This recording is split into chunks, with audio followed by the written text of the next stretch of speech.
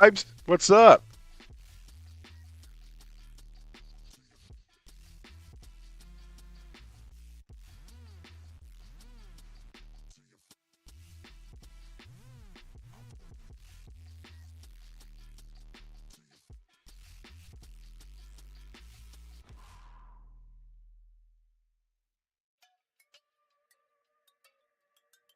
Oh, it's always to vibe. It's not a question. It's an answer.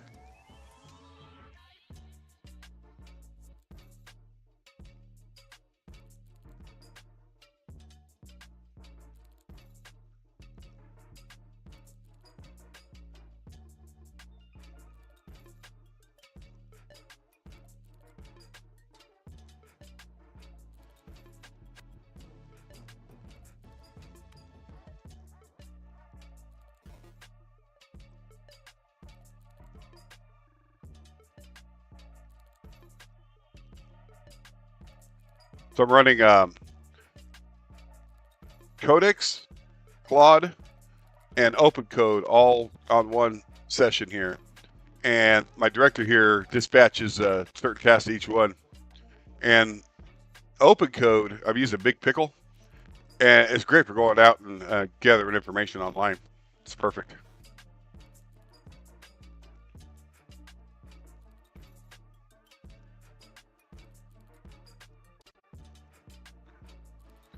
I don't know how long the stream's going to last because I'm at 4% of my limit, and it don't reset until 4:44, so almost 3 hours. And then this one, Claude, where am I at? I have 1% left, and it resets in 6 hours.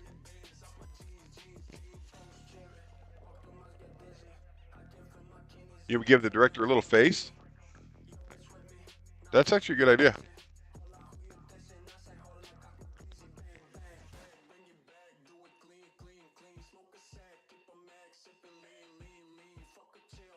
I like that.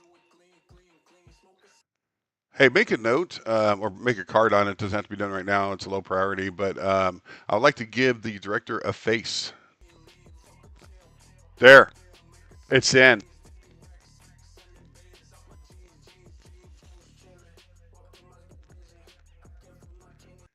And make it like an animated face. So, if he's busy or if he's like idle, like an idle animation, and like he's talking to his, like you're talking to your team, things like that. And even like an animation, like you're trying to get my attention.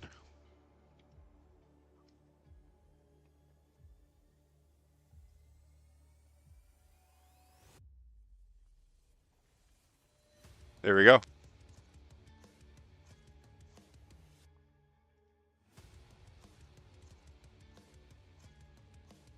That's a great idea. I'm down for it, man. One thing I'm going to do a Linux build today on this. I have a users been asked me a couple days now, and I'd like to get it out for them. I think I have most of the bugs that we had earlier squashed. I think I only have about 10% left. There's some things that are not this. I don't even know if the memory's still working or not. Haven't checked that. There it goes. It's just huge. It's just growing. All right. And then, yeah, the outboard I have an error. I do know that. But those are simple things, like on my to-do list. Game-breaking bugs is what I wanted to fix today.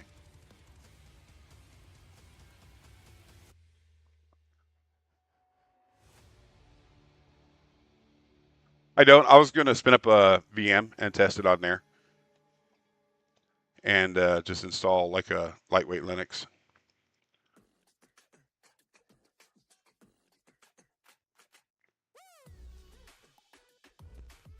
Or I can just have the guy who's been wanting. I'll have him test it for me. I'll just send him a direct link to it, and he could download it.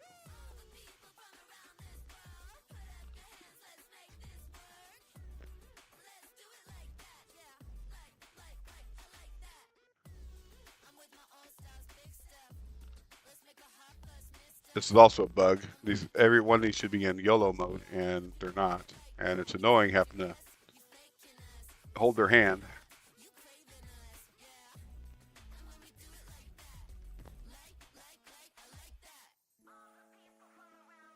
That's the other thing that's broken is my token optimizer is not showing up here.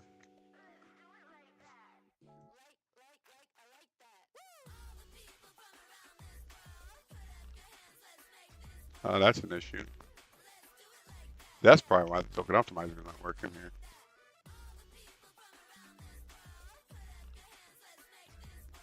Yeah, if you look at the top here in the settings under the account, it says loading and trying to get the data. It's apparently there's an issue trying to get that information.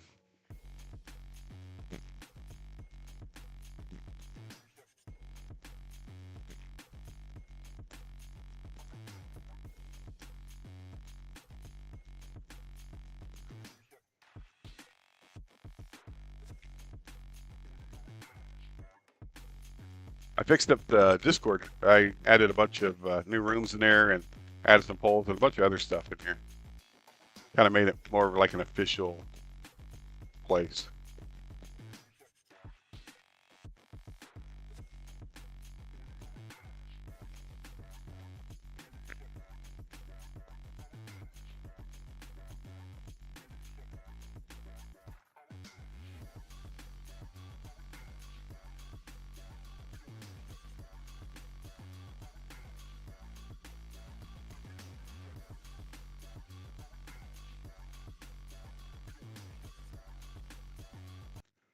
I am now live streaming.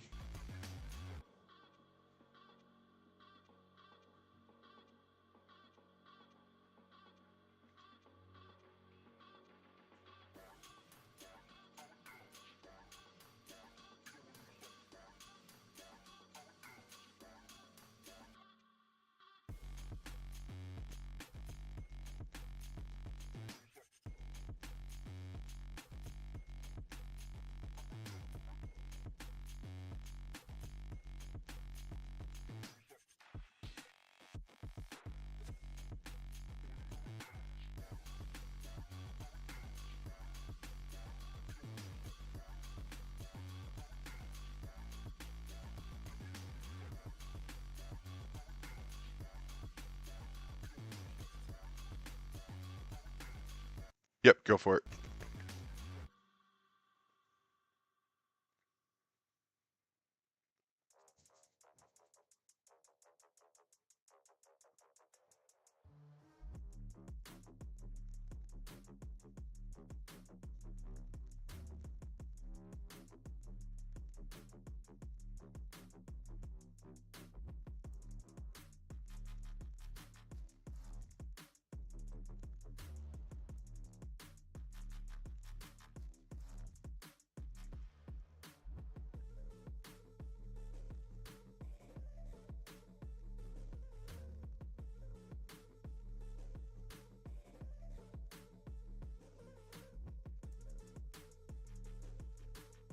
What's up, Piper?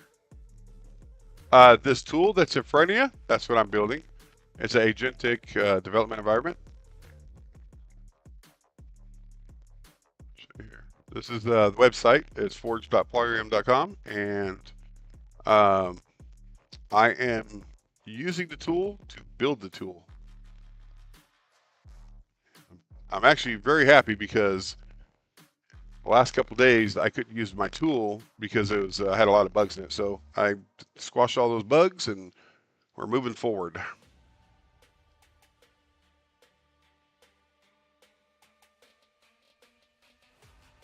Sup.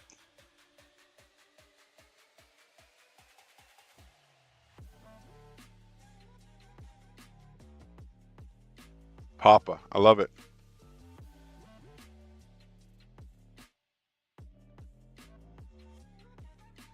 So for the voice to text, this is what I did. Give you a little information. So I have one here, and it's built into the app. I use NVIDIA's Parakeet. You could also use Whisper or whatever. And oh no, I encourage people to build if they can build your own. That way you put your own features and stuff in there. And if you go to my website, I do have a free tier. What do I do with it? Where'd it go? But anyways, there's a free tier. It's a solo one, and you can download it and use it. What's up, Hardhead?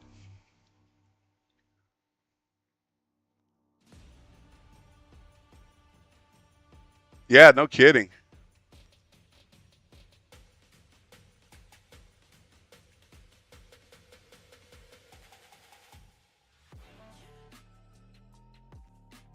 So hi, I'm already out. I'm 15 years old, a vibecoder. Do you think I could get a free version of Plyrium Forge? Yeah, if you go to the website, you can get the solo build. Go to forge.plyrium.com and you could download it. The one that you'll download is not the updated version. I'm working on that right now, and we're gonna get that released to you guys. I got most of the bugs squashed today.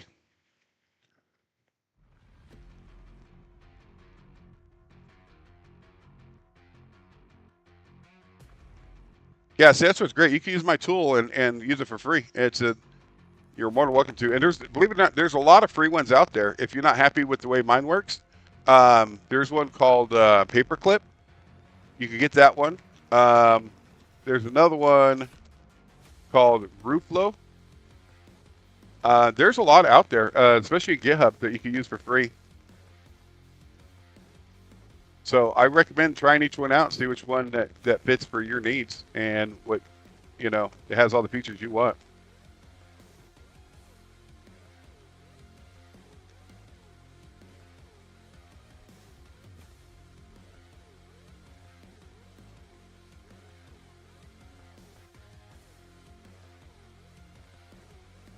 Now, I don't have, if you guys do download it, I don't have a Windows cert into it, which certifies that my app is legit.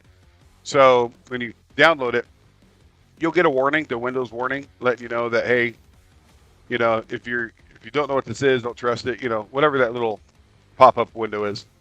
And you could actually just say continue or more and do it anyways type thing. Unless you don't feel safe running it, I don't blame you. Until I could get my Windows cert, that's just going to have to be like that.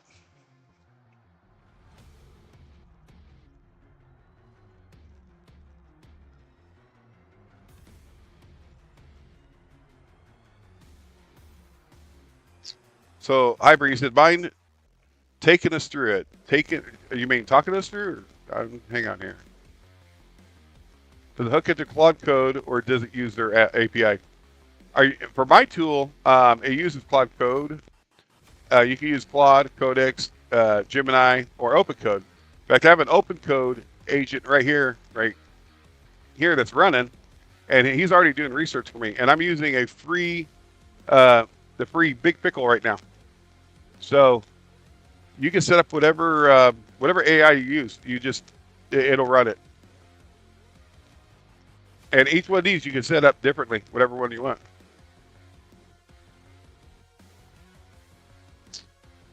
Yeah, Hyper, I can do that. So the way this works is we have a director here. And when you create your new team, like here, you'll have a wizard. When you first get it, you create your new team. You select a folder, your project folder that you're going to be working at, or a new project folder. You can name your team, and then you choose your worker provider, right? This is just overall the start of your workers. And let's just say, I want open code right there. And then for the director, this is the one that manages your team.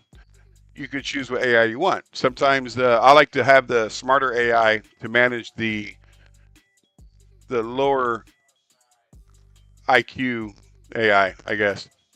So I like to pick Claude Code on this one, or Codex is the other one. And then you choose your size of your team, which if you have the free version, you can only have up to 4, 3 or 4. You could have 1, 2, 3, or 4.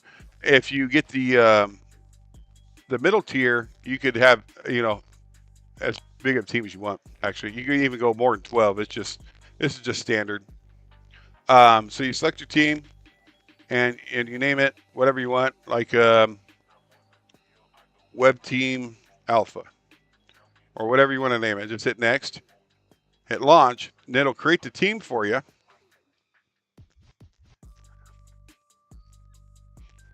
The director takes a little bit to load, but it'll get going. And then there's your team. It's already ready to go. Your director understands his team members, so he knows that we as two coders and an auditor. And we're using the wrong model here. We're gonna have to switch to that. You could also, if you don't want to view it like I just did there, you could actually pop these out, hitting that little focus button here.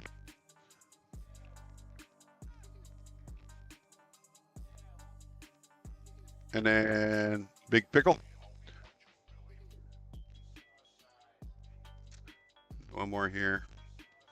So unfortunately, I can't choose what model you're running yet. That may be something I'll try to see if I can implement that. That way you can select what model you want per CLI you use. Hey, X. Well, glad you're awake. I hope you had a good rest. No, you're not too late. I just started, actually. I streamed this morning, but I was still half asleep, and I was so focused on getting the bugs done and fixed for you guys. And, well, that's a disconnect. So, see, there's still bugs in it. See what I just did there? This team shouldn't be doing that. So,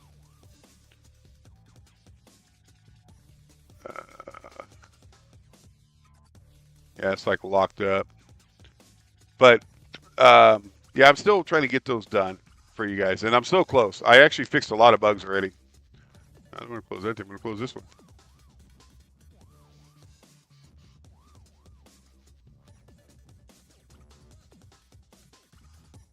Yeah, let's see here. Give me 1 second.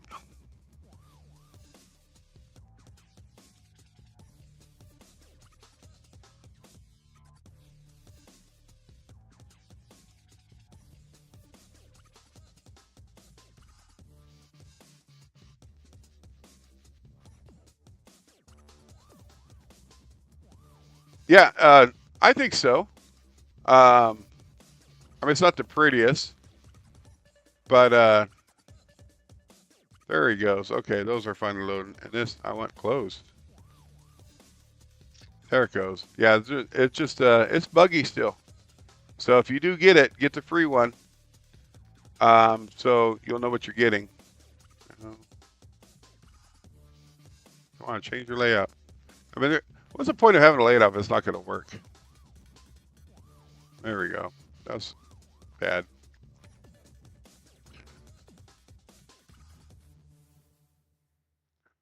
So they're catching up with all the stuff they were just doing right now.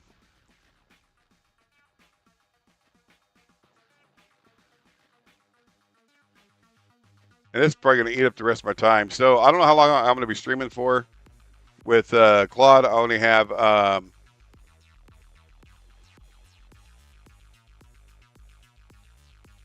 left. Resets in 5 hours. And with Codex, I have 4% left and resets in 2 hours and 44 minutes. So I'm using as much of it as I can.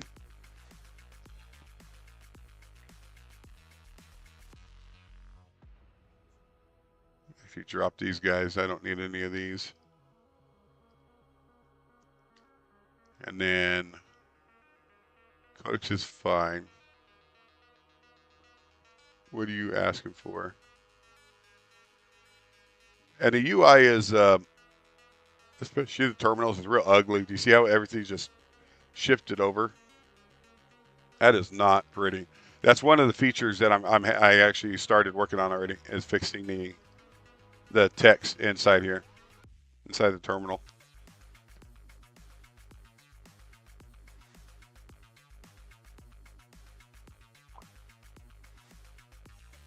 So the only thing I have to do is it's just that between me and the director, we go through and plan it. Like if I have questions like, hey, you know, what's a good tech stack for this SaaS website I'm building?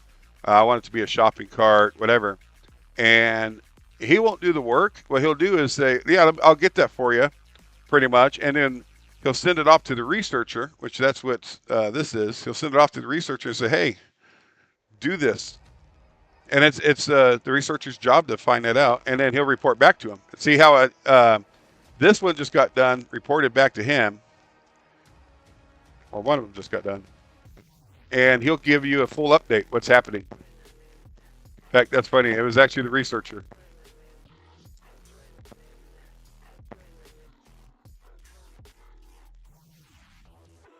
I don't think it's difficult. I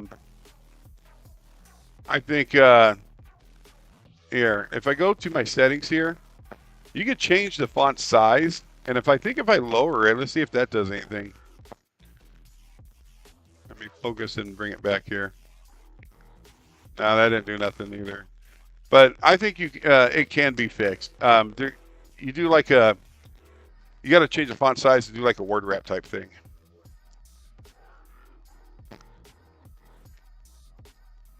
Because the way terminals work inside of something like this is there's 3 layers that it sits over.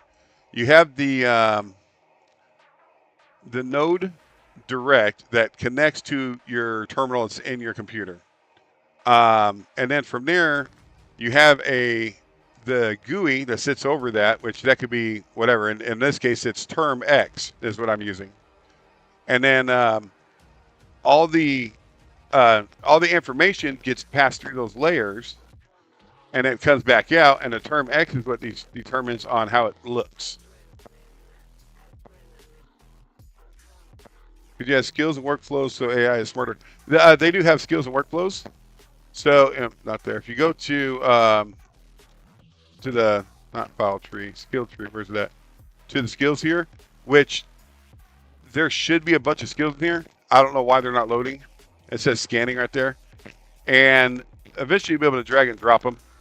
But right now, I don't know why it's not loading. But I do have a bunch in there. It's just another bug I'm going to be fixing.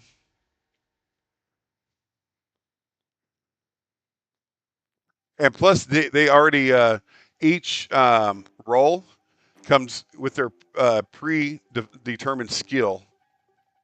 And if there's a role in here that don't fit your needs, the role should be in that list.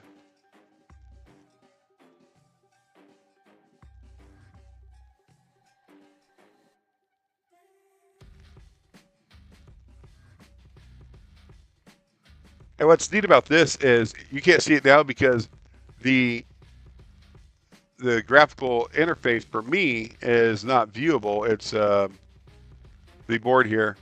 It was working, and all of a sudden it stopped. But they actually have cards in here, and they're working it right now. But I can't see it. There's a bug in here. But that's what they're working on here, and it even shows you. Let me see.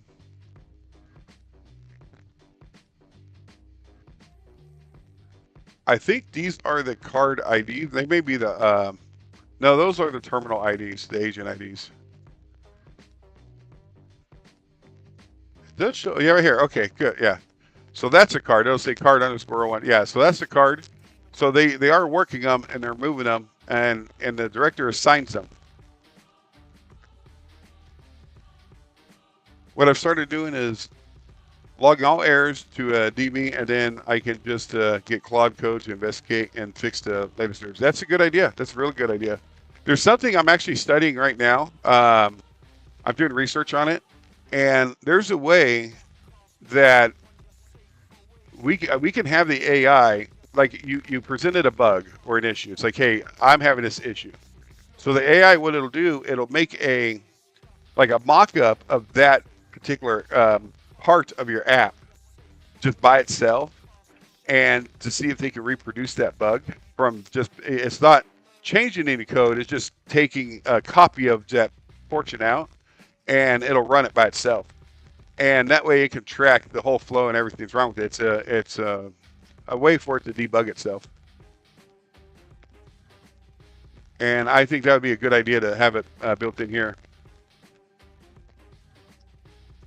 And he said, yeah, I've definitely made some sales. I went from negative 380 to negative 369. We're moving in the right direction. Unless we're going to try to go for the negative 1 million, then we're moving in the wrong direction.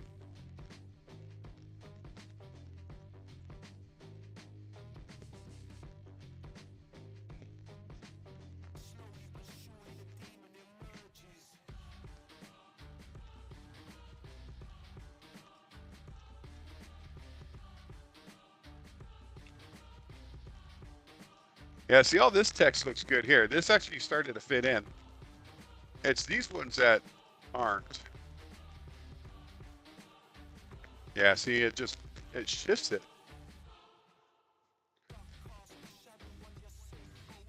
So I have 3 tiers. Let me pull it up here.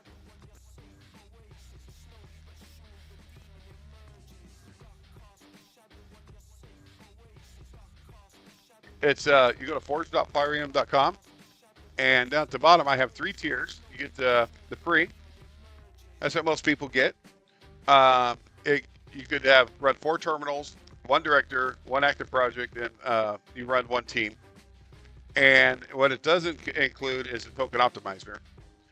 And you can get the studio, which you have. It's good for 1 seat, so one license pretty much per user. But it comes with everything. And you got the team, which is pretty much a studio, but you could use it up for 5 seats. So you could have 5 people use it. So that's the app you're looking at, Chum, is Plyrium Forge. It's my application that I built. It is not perfect. It's not bug-free. I just launched this yesterday, so I'm discovering a lot more issues after the launch, which is good. We're going to get them done. But if you do want to get the free one, try it out and see how you like it. And there's a lot of other ones out there too. Definitely get the one that works best for your needs. For this, the only infrastructure cost that I have is just a server. That's all. And so vibecoding, of course, I use Claude and Codex, and I have the $200 pro subscription for Claude, and I have the $100 pro subscription for Codex. So if you want to include that in the infrastructure cost also, that's why I'm in a negative right now because of my subscriptions that I'm paying for.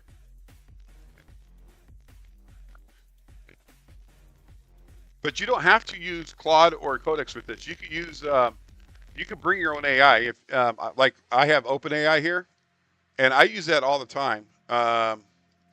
Recently, so you go to OpenCode, and you could actually pick your own model in here. And there's a lot of free ones. I actually have my own local model loaded up right now. But you come in here and you select the model you want. I like Big Pickle. You can use DeepSeek, Minimax. There's a bunch of them. And if you hit Control A, they give you a whole list of them here. Look at all these models you guys can use. It's insane. So this works with it too. Yeah, Vercel, correct. And Superbase for the database. So let's do Big Pickle. And I'll make him and I can change his role. I'll make him a researcher. And so he's going to get injected with his role and some skills and what the project's about. The other thing is everybody here shares a single memory per team. So you can have multiple teams, but this team is right here. And they actually share their own memory here. That's the settings. So it takes a little bit to load. The memory's huge for these guys, for as much work as they've been doing. But yeah, this is their memory, and they read and write to it all the time. And if you don't want to see this view, you can just see the files here, and see what they're writing to, what category they're in. I'm just shrinking this a little bit, and they all share it. So even if I switch terminals like that, he'll know exactly where he's at and what he needs to do. You don't have to re-prompt him for anything. The other thing is, you could actually see, like, if you have multiple terminals in here, like if you have 12 agents, for example, and you just don't know what each one's doing. So the topology here, you open this up, you can see what you have. So I have 2 coders, 1 auditor, and 2 researchers here. And this is my director. And if you hover over it, see, he's idle. This one's investigating task, read-only, settings, account, check-in. There's a ticket that I put in for him. This one here is working on a small isolated fix, and so on and so forth. And you can see which ones are active, which ones are live versus which ones aren't. And plus, you can completely move all this around. What's up?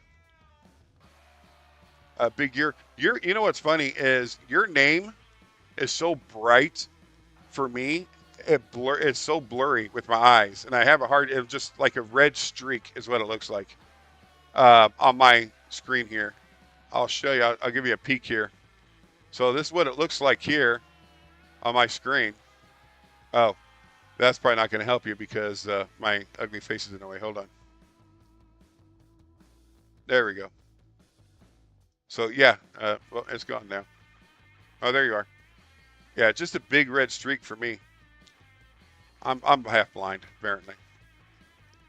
So it takes me a minute to call you out there, so I apologize. But when you come in, though, I know it's you.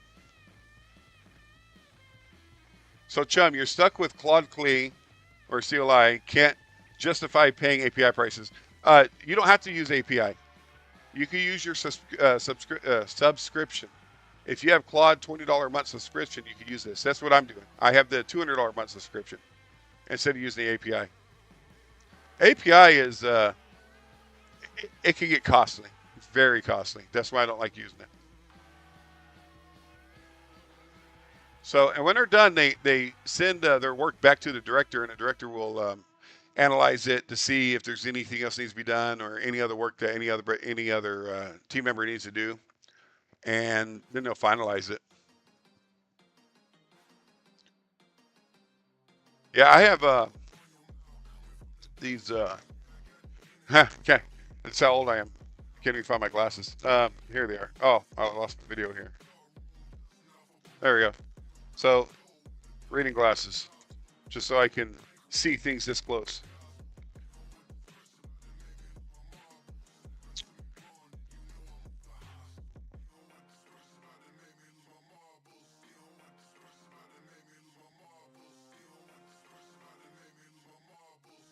It looks like we're all almost done here.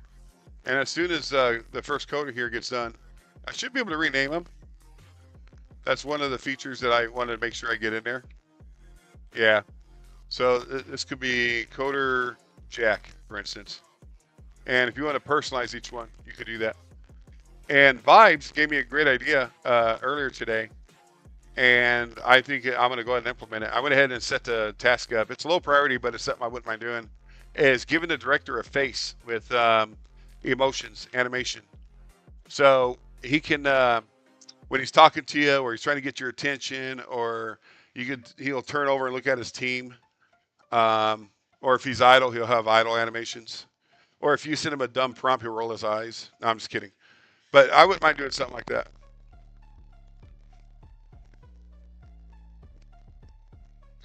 Those are just unnecessary features. Toy factor.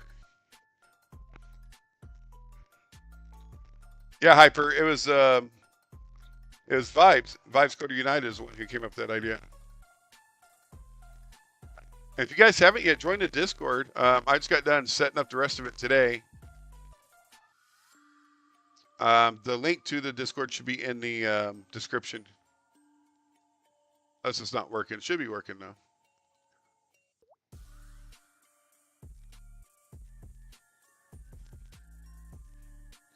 The other thing I'm going to be doing is a Linux build, so we can launch it in Linux today as well. I have a Linux user who's waiting, and I told him I'll get it done for him. So that looks like that's it. So let's see here. It said no decoder one merge, so it merged it, committed it, and that's the other thing. See, they actually work in Git, and they have their work trees, which is local on your computer. And the installer will install Git for you if you don't have it. It'll check to see if you have it or not. And then here, if you go to your settings, you could actually see. No, I moved it. I'm sorry. Hang on here. I put it under review. So under review, because it gets pretty large, you could actually see all the all your work trees that each agent's working on. It shouldn't be taking this long, though. And then from there, you actually have the choice if you want to merge it, reject it, or delete it. So, but yeah, that's an issue. It should not be taking that long. I'll wait for your nod for the 3 dispatches. Yeah, let's keep going. Keep rolling. So we're gonna keep going until I run out of juice here, guys. I'm at 2% left of my Claude still. And using this tool, I could do this because of my token efficiency. It's not showing up here, but it is working in the background. And my codex here, where'd you go? So my codex here gives me, where's it at? So I'm down to 3% right now for my weekly. And that resets in about 2 hours. So I'm trying to stretch this for the next 2 hours, so we'll hit it right when the reset goes. And that way we keep going. You don't see a Discord link? I'll get you a Discord link here, guys. Hang on here.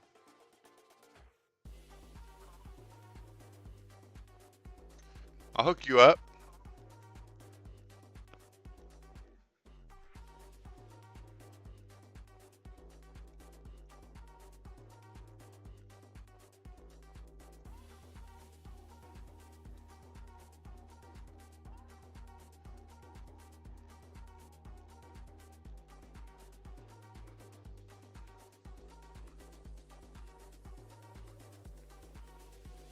There you go, Big Ear. I got you. And then I'm going to send over here to YouTube as well. So if you guys haven't joined, feel free to join. And I'll put that in the description here. Let's see. I haven't really messed with Twitch's side of configuration. I know I have a way to edit the description, though, or the details.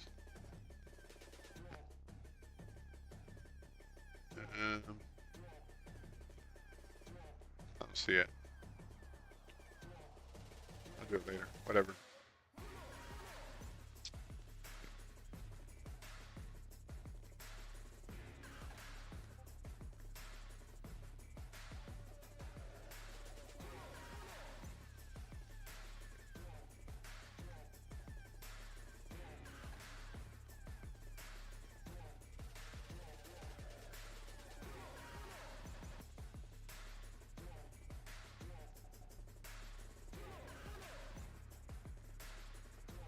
Yeah, so if you guys use my tool on Discord, there's a lounge in there that you guys can post there's a bug reports, you can put feedback in there, any type of feature request you would like.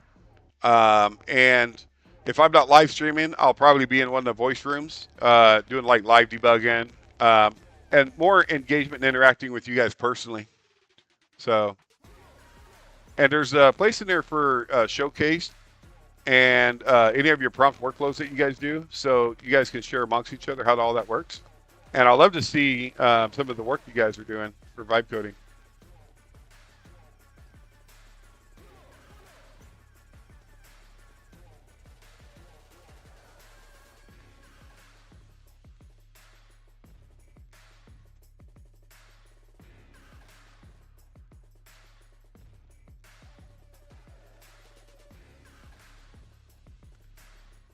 So we just have what one guy doing? Holding on to 7 research cards.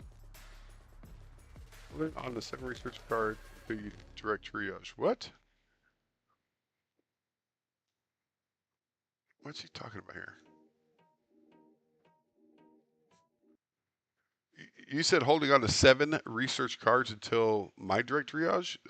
I can't see the cards. First of all, that's a bug that we have. I already showed that to you, and I'm not sure what 7 research cards you're talking about. So, is this something I need to do research myself, or I mean, you got a researcher?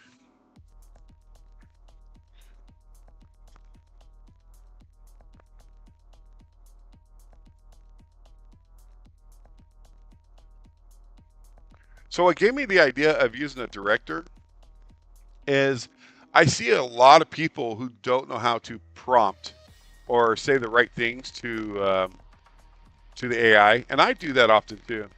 So what they'll do, they'll have AI generate a prompt for you, so you can use that prompt for the next AI. So the director is sort of playing that role because you just talk to it like you normally would talk to anybody, and it will analyze what you said, and it'll actually create the prompts it needs to send off to all of its team members that it needs to, and they get the correct prompt and the most needed prompt for the direct thing that they're working on. And that way you don't have to facilitate that. But you can go in here and talk to each one by themselves if you want, and do it, do it on its own. All of a sudden, everyone went quiet. I feel like I'm talking to myself now.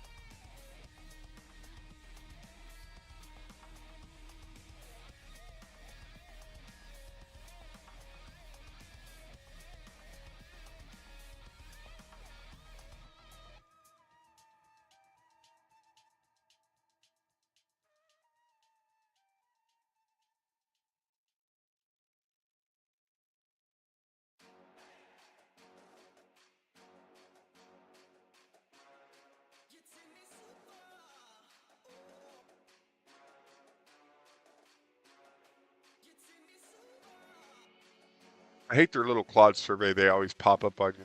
How am I doing? Like it matters. That's more tokens I'm sending your way.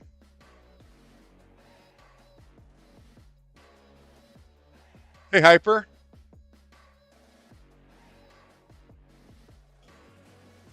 It's Claude that's doing it all. That's my Discord bot. So Claude's managing pretty much my main moderator. I call him my master forger.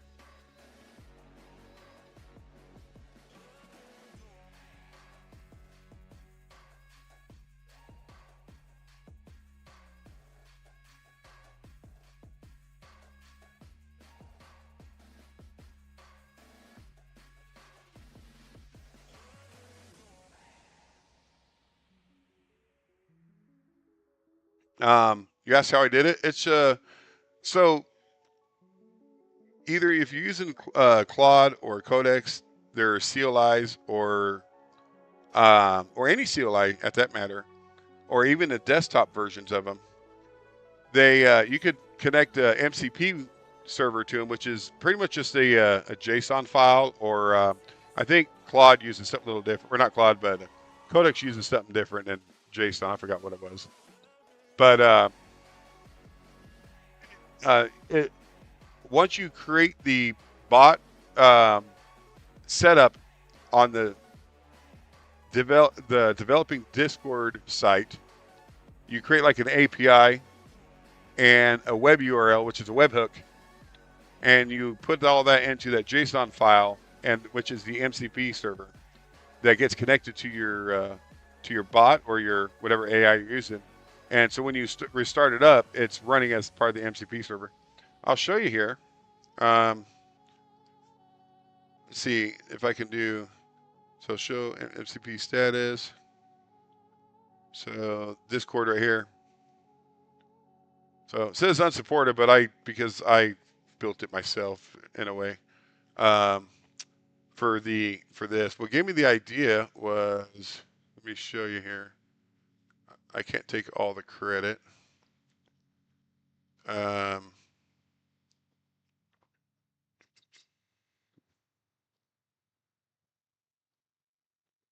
me find it.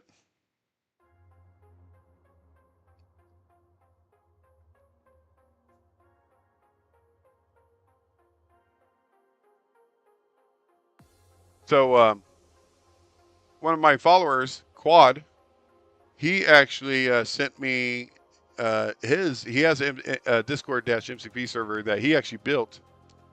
And so his tool is a lot more advanced than mine. I just put mine in, just made a quick JSON file for mine. But his is more advanced than mine. And if you want something like his, let me send this to you guys in a link here. It's actually pretty cool. Oh, hey, Hyper. No, I created my own. Yes, it's the unsupported one here. His is a lot more powerful than mine. Like I said, he gave me the idea to go ahead and do it. So let me send this to you here.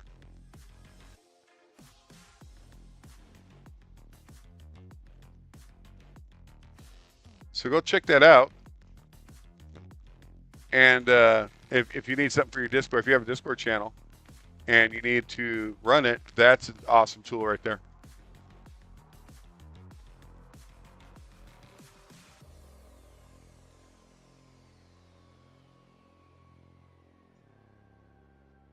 What?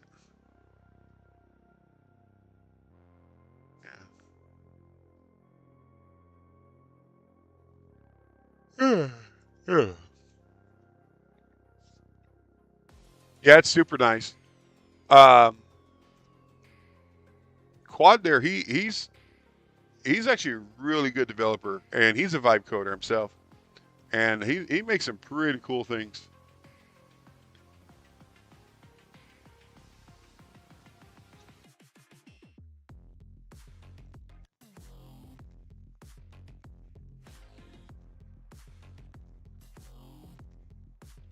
So we good? Oh, we're still waiting here. Dang it!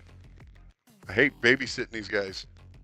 So how I have to come in here and hit yes for them, it's because for some reason bypass mode where the yellow mode was didn't get triggered, which is right here. Depending on what agent you use, they may have a different term, but usually it gets turned on, so you don't have to babysit your guys. But you do have the option to turn them off if you feel like you have to. So you just turn it off. So in the end, you still want human interaction and making the final decisions on everything you do. So when I'm building this, I want to make sure that that human can still have the tools that he needs to manage his security.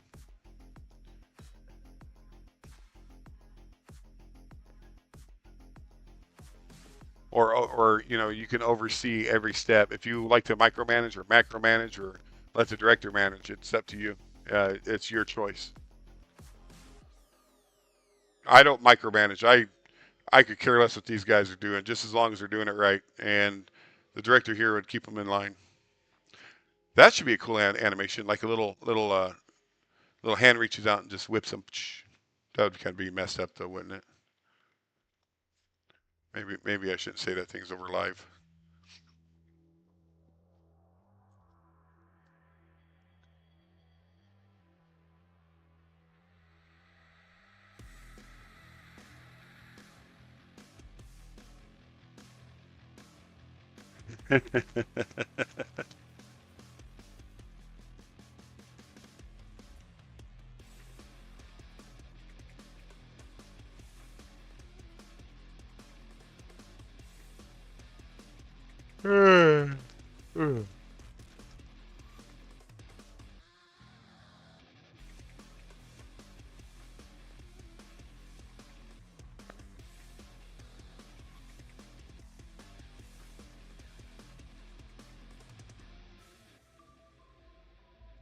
What's up, hello Sam? Thank you for stopping by. You're 0007 instead of 007. Um, if you're new here and you're wondering what I'm building, it's this tool here. It's my agentic development environment. You could actually visit the website here. I got it somewhere. It's forge.plyrium.com, and you're more than welcome to go check it out. If you want to download it and start playing with it right now, I have a free one. You can just start playing with it. That's what it's for. The only thing you don't get is the token optimizer, and you can't do unlimited agents or projects at one time with it. So, but it's still just as powerful as what I'm using. So I technically only use 4 agents. I just have this 5th one down here for my researching. Why don't you use the Discord app? Personally, I find it much more comfy. I'm not sure what Discord app you're talking about.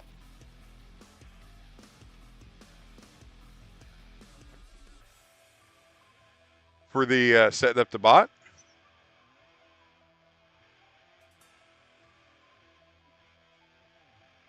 For the Discord bot? Yeah, I didn't know they had one, and I don't know. It was simple for me to have Claude throw one together for me and set it up.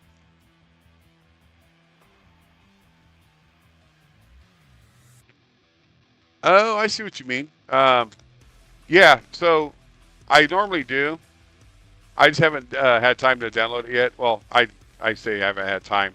I just haven't downloaded it yet. I'm procrastinating. And because I just reinstalled Windows a couple weeks ago or 3 weeks ago, something like that, maybe a little bit longer. And I just haven't got everything to it installed yet.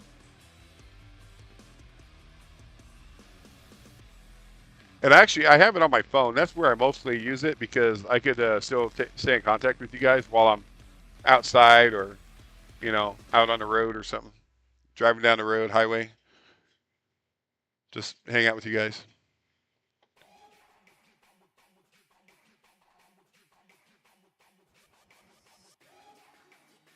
Waiting for my attention still. Well, let's keep this. He's the only one that's really working. Coder 2's not working. I don't know why it's showing active there. He's done.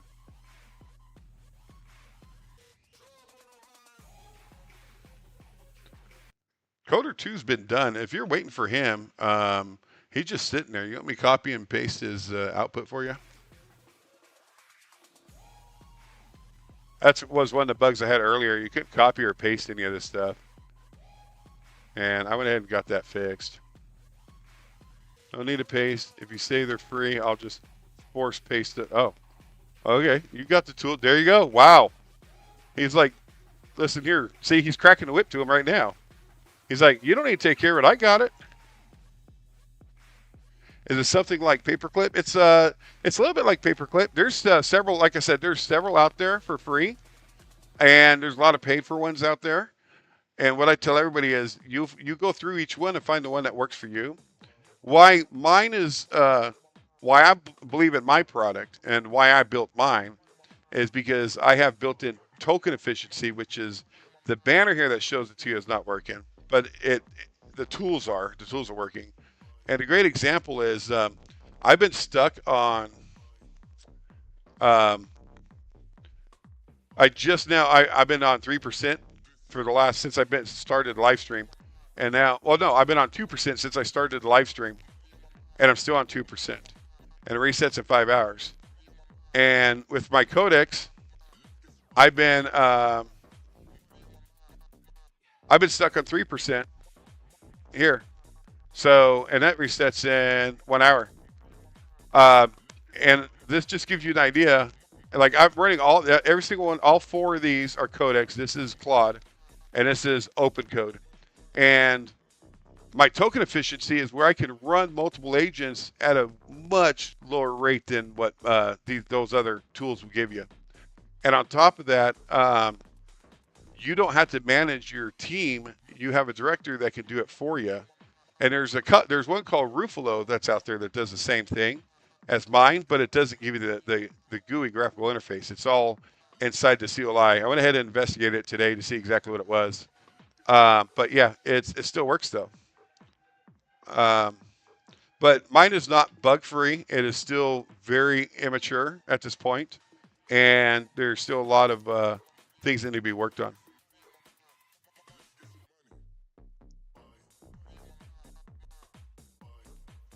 It does look bad on the phone. I actually have not looked at it on the phone.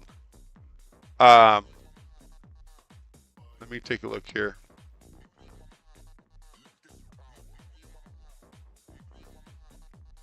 It does, especially the terminal here. Yeah, that's awful. I'll get that fixed. Actually, I live streamed. Was it yesterday or the day before? When did I throw this website up? But I live streamed me building all this, just throwing it all up together because everyone on here is wanting my app. So I just threw this together. Half this stuff don't even work right now. Like the changelog does. Does docs work now? Hey, that works now. The pricing, specs, yeah, that works. Agents, which really don't help you there. Yeah, so I just threw this together real fast. It's not perfect, but when I'm done debugging this tool here, I'll focus more on the website to clean it up and make it more responsive for you. Yeah, was it 2 days ago cold? Okay. Yeah, I remember it was recently, like yesterday or the day before.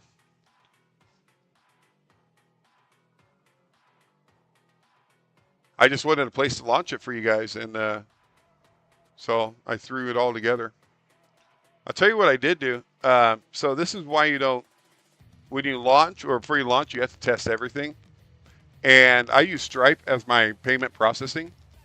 And in fact, that reminds me here. Hang on.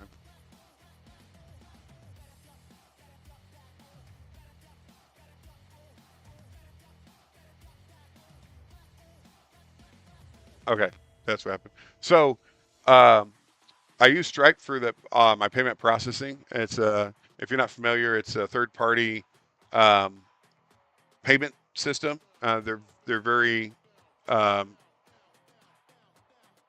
very popular. A lot of big companies use them. So anyways, they have a sandbox mode in there for you to test with, so you could check the flow of your whole payment process and all that. But when I went live, I did not remove my sandbox mode. And I had several people went in and they used the sandbox mode and they thought that they bought it. And yeah, so that guy, I kind of screwed myself on that, but that's okay. It's lesson learned. So if anything, if you guys do launch anything, take your time launching it. Go through every part you can. So when you're more prepared for if there's anything that's going to happen. That is my lesson to you guys.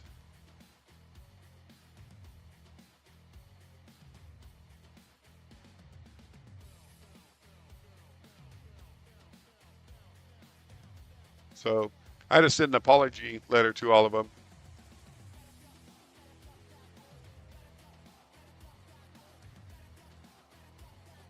So Coder 1's finally idle. Wow. So right now we got the Coder 2 and the Auditor is the only one that's working right now.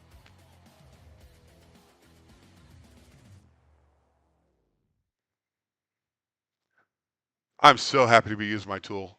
It's been at least 4 days or 3 days, 3 or 4 days since I've been able to use my tool because all the constant between the bugs and the quick iterations that I was doing, I had to keep rebuilding and running it.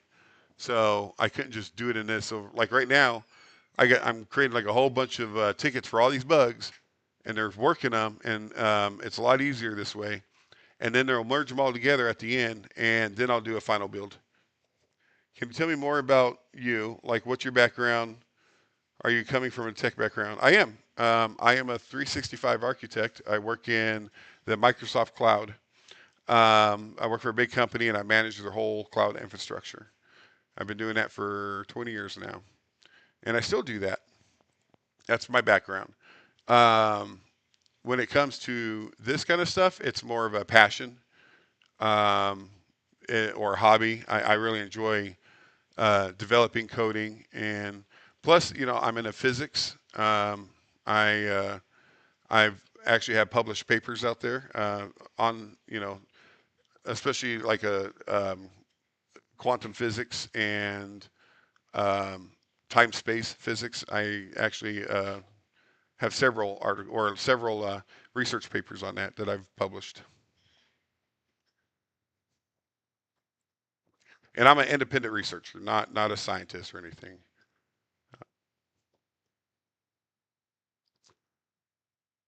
So auditor is done, and you can see exactly what he's doing, but the director will give you an update. Clean improved from so auditor one approved it right off the bat. No approval conditions. No, one document note on sidecar client TS. The guaranteed not to hang comment is now broader than the implementation since untimed call still waiting. Okay. Coder still idle. Want me to Coder one's still idle. Yeah. Yeah, Coder one's still idle. Where he's just sitting there. And if you want to continue going and utilize your next coder, go for it.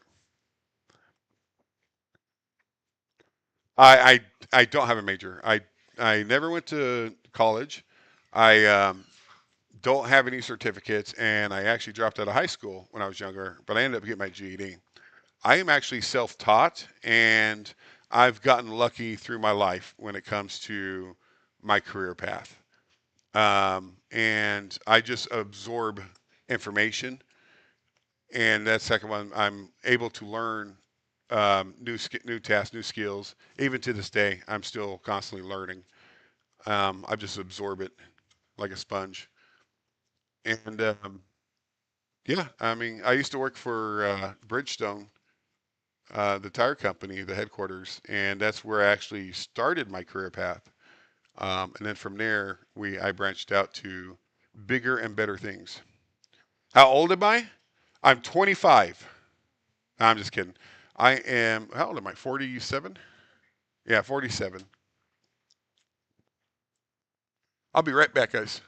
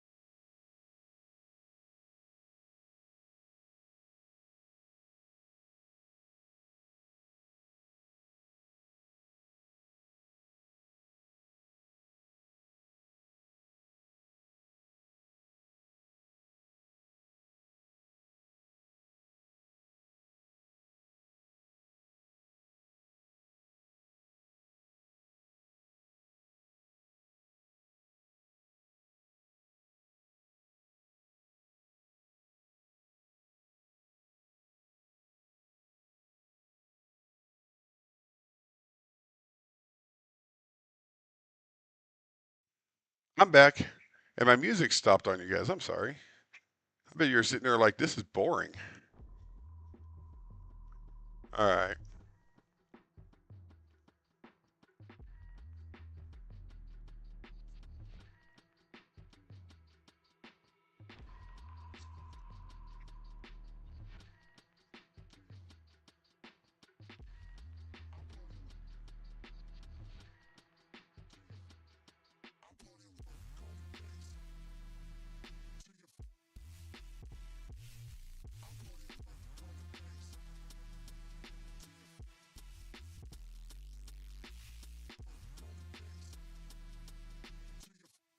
Hey, Fearless.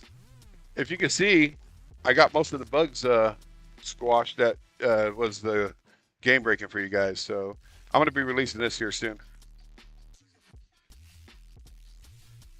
And I'm going to do a Linux build for you guys or whoever's on Linux at the same time. Yeah, so Big, this tool here is actually good at debugging as long as it's not debugging itself. It's because I have to build iterations, and if I'm running the tool, my I can't compile it because it's already running some of the. It can't write to the new DLLs.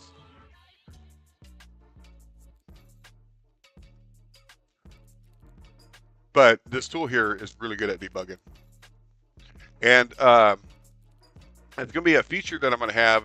I've been studying on. I was telling you guys earlier.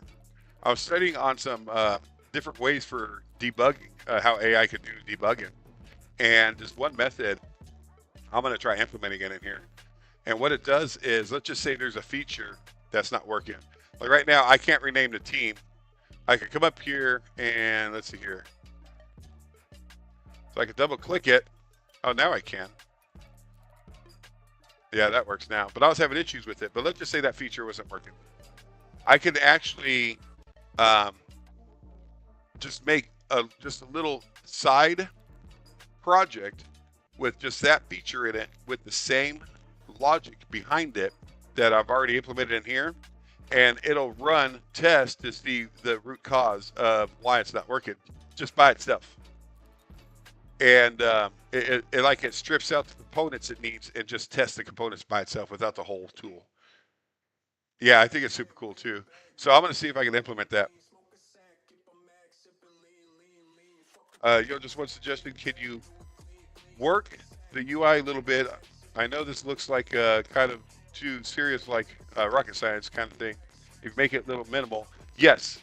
So this is what's great about my tool. I'll show you here. I'm going to exit these out, close these out. They're still running in the background. This is the bare minimum of the UI. And you come in here and choose what you want to see. So if you want to see the skills, you want to see the agent activity that's going on. If you want to review your, this is not working right now, but this is to review your all your Git forks. I have a browser. It'll load up a browser. And the other thing is, if I have multiple tools here, let's just say the editor and the, where is it? The file tree. So they're both up here. But if I want to move it around, I can. Yeah, see, even the file tree is busted here. Let me take a screenshot of that. That's something I do need to get working on. And you could actually dock things where you want them and how your workflow is. And you can bring back the director and a terminal like this if you don't break it. But and they're still going.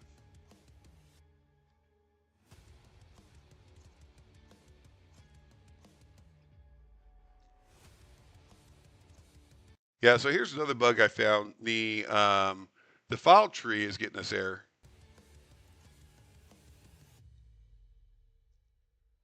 How does it know when someone loads the tool which Claude account to use?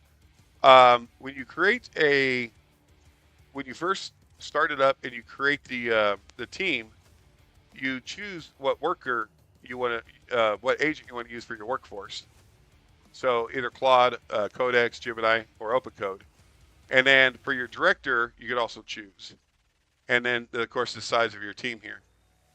Um, and even if you already have created and you want to switch, you can just drop this menu down. You can switch it on the fly for you. You can change the role here too, what role they are. And it'll update the roster right up here. And it'll tell you who's working, who's sitting there on idle. And if you even spawn a new agent, like right now I spawned a Claude. Well, I want Claude. I want open code instead. So this will tell you, hey, changing it, it'll lose some of the conversation. Yeah, that's fine. And open code will load here. And then from here, I can change the model because it's open code.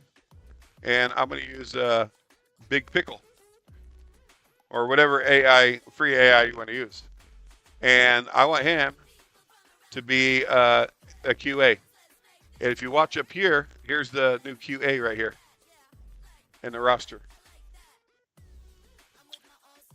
But you're right, the UI is not pretty, and that is actually one of my tasks I'm going to be working on.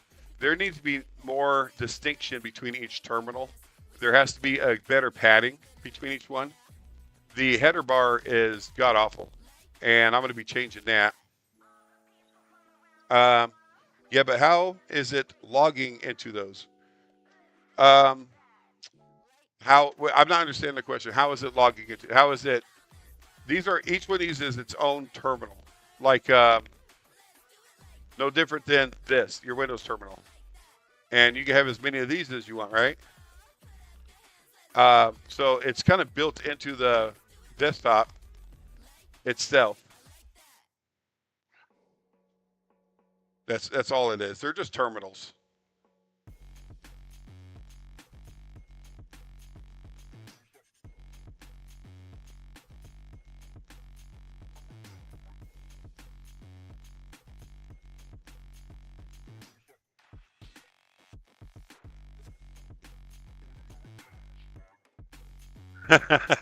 Yeah, and like I said, you could have as many as you want. There's 2 more, and I want these guys to be writers. We need some writers on our team, and you could create a whole new team. You got multiple teams. This is just by test team right now. Because I was testing this. Let's call this my debug team or whatever you want to call them. It doesn't matter.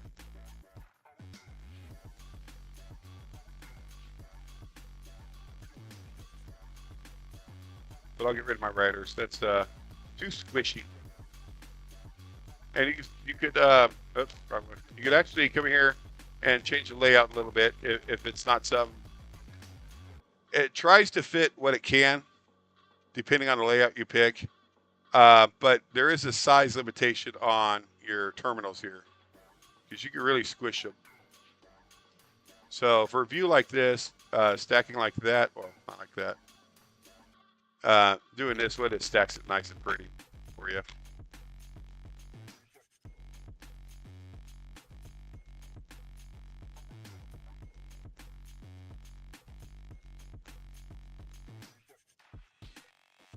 You're cooking. And these are all codecs, right? And I only, just let you know, I only have the pro subscription for them, for codecs. And I have 2% left. I showed this an hour ago, and I was at 3%. So I'll use 1% because of my token efficiency that I have built into this. It does some serious optimization to your tokens to reduce the usage so you can run more terminals at once and AI. And even Claude. I was at, let's see here. I've been at 2% for an hour now. And it resets in 4 hours. So Codex and Claude are about equal. One is better at things that the other one's not, and vice versa. I like them both. And I've been using both of them more. And for coding, I've been using Codex because I'm trying to see how well it does. And right now, I think Claude or Codex GPT just came out with 5.6, but I'm not using that right now. Or that's going to be their next one. They're talking about doing to their 5.6 model.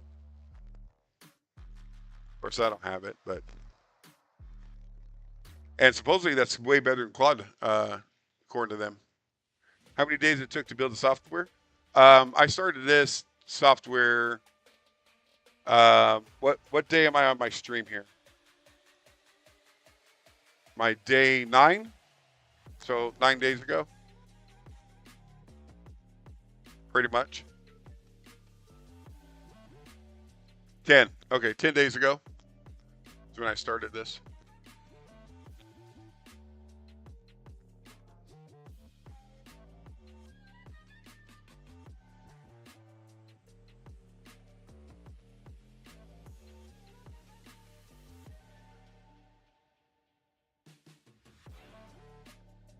Yeah, exactly. I actually built my whole SaaS website in exactly 10 days. Let me show that to you guys.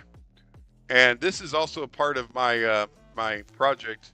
Whoa, that's bright. This is part of my project that I'm going to be considering in my ARR as well. Because I vibe code this whole website, and it's my SaaS website. And what it is, it's a whole billing system, and it's a whole tool to run your entire business. If you're an HVAC company, electrical company, there's all sorts of industries this will work for, and even more than this. So it's a CRM, and I'll show you the demo here. The whole back end. It has an AI receptionist. Most of this has AI automation built into it. I have smart scheduling built into it. It'll actually try to do its scheduling depending on where your techs are. So if I go to schedule here, I can see where my appointments are and where my techs are. So this is the company right here, and it's just a demo company. And these are appointments that are upcoming.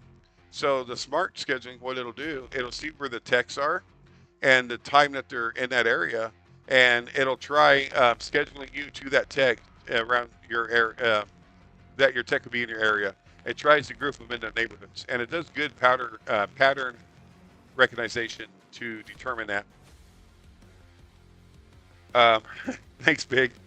You can manage all your customers through here, and you could add more customers. Even the AI will add customers.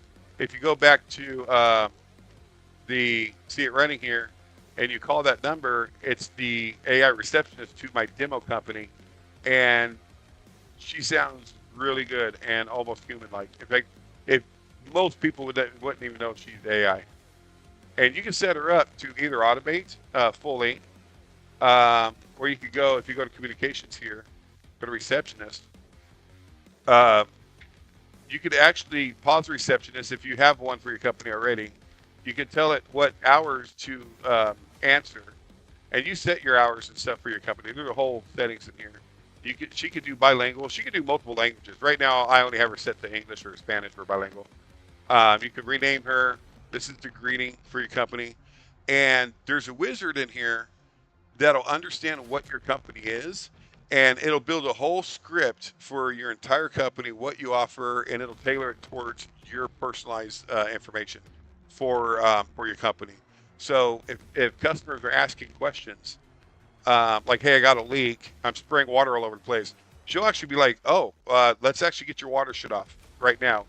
Before she even tries to make a sale, she's like, let's go ahead and get your water shut off. Let's take care of that, and then I'll walk you through how to go and shut it off. And she'll walk you through it. And then when you tell her, okay, I got it shut off, she's like, okay, good. Now, if you like, I'm going to go ahead and get this scheduled for you. Give me your name, number, address, and all the other stuff. It's really intuitive. So you do leather work and have been running off WordPress for 12 years. I rebuilt my website in 2 days that takes full orders, do shipping, made a product builder, and everything. I could never imagine I wanted. This would have cost me 20 grand. Oh yeah, or more, definitely. And that's why that's what made me want to actually do this channel, is to bring in people who wants to learn how to vibe code, or like-minded people, who, you know, even if it's you don't know how to code, you can still do it. You can still build what you need and learn as you're doing it.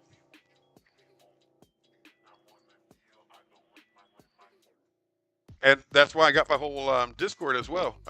So you can be grouped with like-minded people and have conversations, or if you have questions, or if you need help with anything. That's what it's there for. Hey X, I got a tip for you. Use Claude for UI and stuff. Use Codex for fixing bugs. And I swear, Codex will fix everything like he does for me. You're right, he will. Codex has actually been very good at fixing. That's why I'm using Codex to debug right now. And Claude is just my director. He's the mean guy. That should be an option. Is you choose the type of director you want, like a micromanager or a macro manager, and then if he doesn't like the results of a certain terminal, he'll fire them and rehire a new one. That would be fun.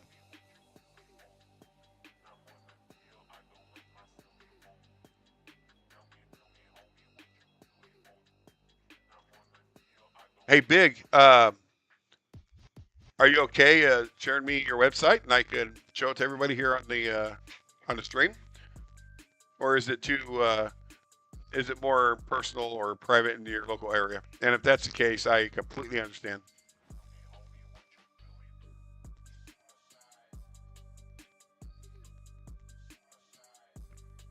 No, I'm not here to judge at all, really. And you are okay with me showing it on stream, right?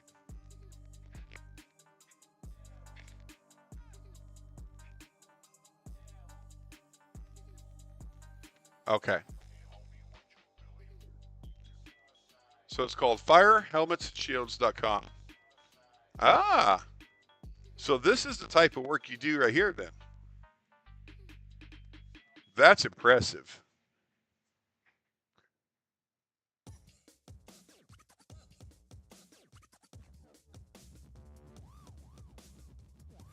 You know what? This doesn't look like it was vibe coded. It looks like it's Shopify. Am I accurate on that? This has the Shopify vibes to it, which is just as good. Shopify is a great product for a lot of people, especially if you just need a shopping cart, you're just trying to set up your stuff. Shopify is the way to go, and they're very reasonable on the price. Okay, yeah, that's what I thought. It did have the Shopify vibe to it. They are they're easy to spot out there. You can customize it to get away from that cookie cutter look. And I'm not calling yours bad or anything. It's a great website, very responsive. So I'm just letting you know that I was able to tell. If you want to do more of like a self branding type thing. But other than that, it's not good. There's no harm or anything to have Shopify. Shopify is a great product, and there's a lot of big companies that use it out there. So I love your. I'm gonna look at your gallery here, see what type of work you do. Get to one. Yeah, this is awesome. And you do all the stitching yourself. What about tanning? Do you buy your own? Do you buy the leather, or do you actually tan it yourself, or what do you do?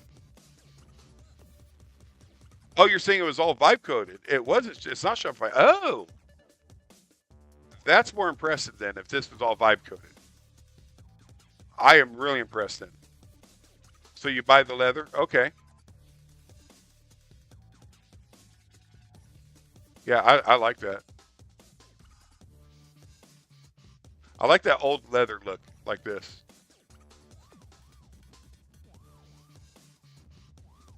You cut it out on a laser, okay?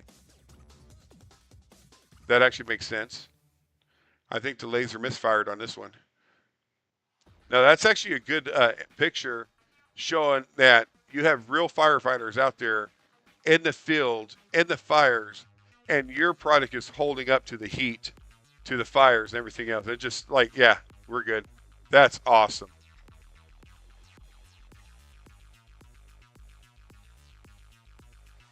Good job, man. Excellent work.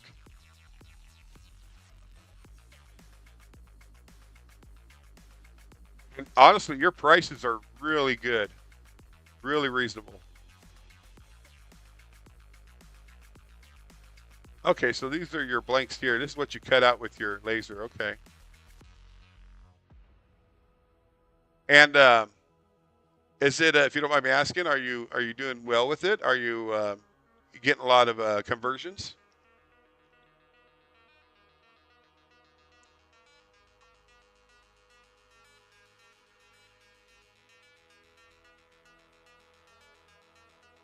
So you actually have a template builder or like a shield builder where I can customize what my order is what you're saying, or you want to, or you're still working on it.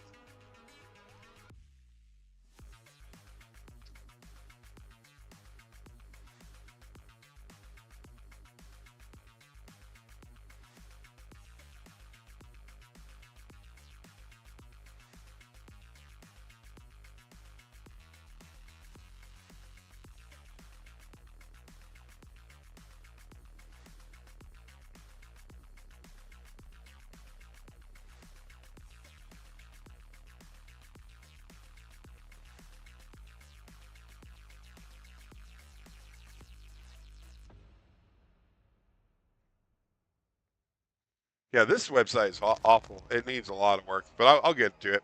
I just built this like 3 days ago. Well, you can tell it's converting much better than my old site. The template builder works, lets people customize their order and place their order. It just doesn't look perfect.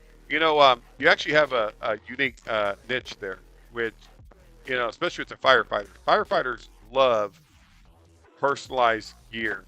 Their wives buy it. In fact, my sister-in-law, her husband is a firefighter, and they are all about the firefighting crew. So, and I could see them buying stuff like that too, or making their own.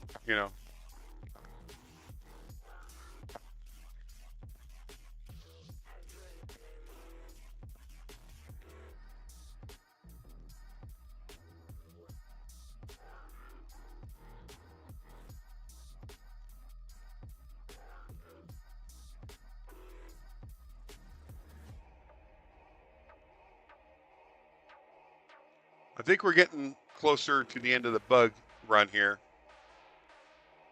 and then I'm going to build it, test it, and then if everything looks good, then I'm going to go and launch it.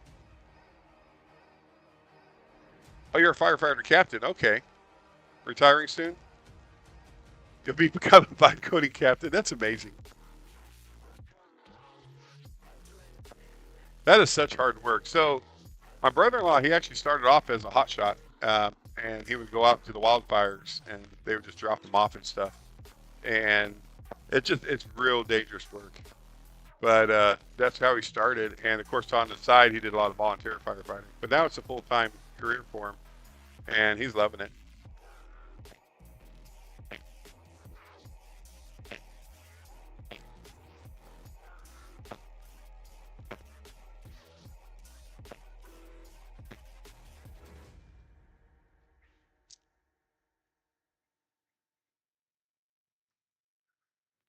Yeah, it really is. It's a whole nother game. A lot of them lost brothers out there and sisters, so it's pretty sad. And they'll drop them dead center in the middle of the fire and say, "Go, put it out." And what they're supposed to do is go out there and make fire breaks where they start fires where it burns backwards. And I know you know this big. I'm just explaining it to the rest of the viewers. So they drop them in the middle of a forest fire, and they'll go and they'll spread out and they'll start fires where it'll start burning towards the fire. And what that's supposed to do is create an already burnt path. So when the big fire reaches that area, it stops burning. At the same time, they have huge equipment, airplanes and helicopters flying over, dropping water and this retardant stuff that puts out the fires. It helps smothers it.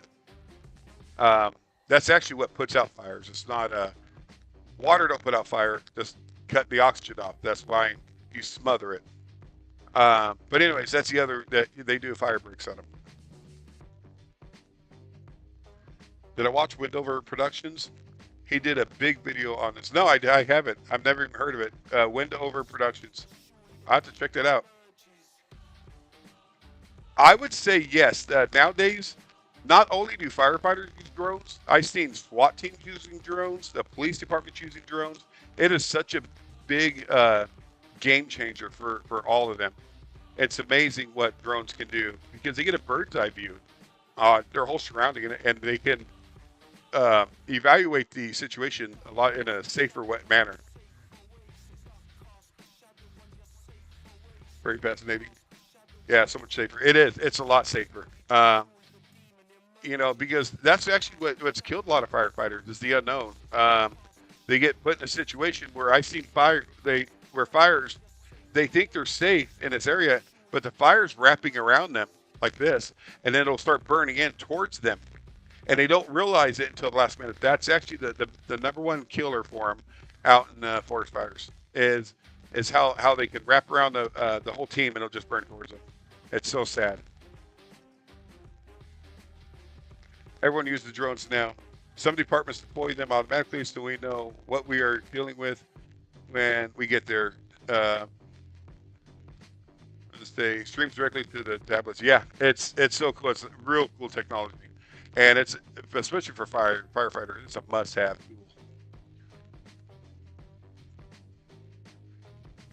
You make one product video of this software, it would be great. Yes, so that is, if you look at my website here, where it says watch this. I don't know why it says 90s demo, but right here I'm actually going to do a demonstration video of it. I just need to make one and edit it, make a nice little clean YouTube video for you guys. With Starlink, it will help wildfire fighters a lot. Yes. And Starlink, they have those portable devices now that you can just take anywhere with you. Because that's the other thing is communication. If you lose any communication, it's the worst feeling in the world. You feel isolated. You have to be in constant communication.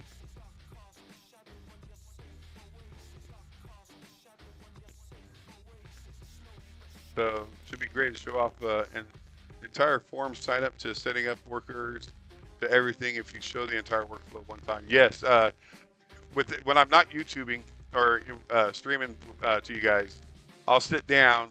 I'll wait for a cleaner UI, and I'll sit down and I'll walk through the whole process from installing it, setting it up, getting your first team going, and working your first project, and go through the workflow, and then cover every single window, behavior, and what to expect. And also, I wouldn't mind having a section for troubleshooting, like, hey, my AI is not directing, because that can happen. Because he has the tools. This can happen even with my product now, but he has the tools to execute all the broadcasting, for example. However, he has to know to use those tools, and sometimes he forgets that he has those tools. And that's not a limitation on my tool. It's just sometimes AI, because it's built in their rules, and sometimes they just look over those rules and they forget. So you just got to remind them, hey, you have tools to do this. Why aren't you doing the work? You have a team. Oh yeah, let me go have them do it.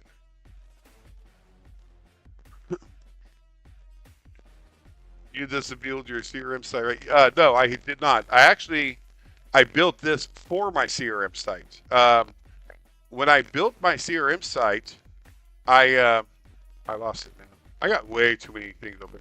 When I built my CRM site, I did it with Claude Desktop, and you can see here. So I built this at the beginning of the month. Let me go to settings here, and this is what made me go ahead and do it. If I go to usage here, what? I'm reset? Oh, okay. I made it, guys. I survived. So at the beginning of the month, when I was building that site, I would blow through my subscription, which I got the max, right? I got the best subscription you could get under enterprise. and I would burn through all my main usage in under 3 or 4 days. Like I would be, it'll be like 2 or 3 days in, and I'm already at 99%. And then I had to start using this feature here to turn on extra usage. And so last month, this is what I had to turn on. So building my site, I was just tearing through my usage, and I'm like, there has to be a better way of doing this. So that's what made me go looking for a tool that I was able to do this with and be able to save tokens. That's one of my main features, which unfortunately it's not displaying here, which it should be. But one of my main features is it'll show up here how much tokens you're using and how much savings you're doing. With Claude, I could get up to 99% token savings. With Codex, it's around 45 to 65%. And I can run multiple AIs for a lot cheaper than I could run one desktop or basic CLI. Could I have built it better with my tools? Oh, for sure. Honestly, mine actually still has bugs in it.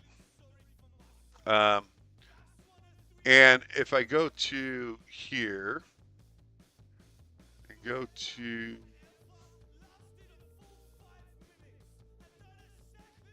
okay, my ops board here. So this is where I built my first Kanban right here. And these are all wait for me to get done bugs and issues that I'm having. And I was using Claude Desktop because Claude has a connection, an API to work these cards for me. And he can come in and create the cards, put his notes in here, and there you can see Claude Desktop right here. And this was May 6th. And this was 4 days ago, apparently. So, yeah, at the beginning of this month. But anyways, and it was just working one card at a time, and especially when I do parent cards that has a bunch of grouped in cards, it would just take forever. So that's the main reason why I built this tool, to manage all of that. I actually went to go look for a tool first because I didn't want to build a whole nother tool. And then there's a lot of them out there, and after looking at all of them, they didn't have the features I needed. Especially the token optimization, and I know how to do that. So I'm like, why don't I just build my own and incorporate my tools for token optimization into here? And that's what I did, because I have full control over my terminal, and I'm able to interject into different layers of it to pull out unused or unneeded tokens.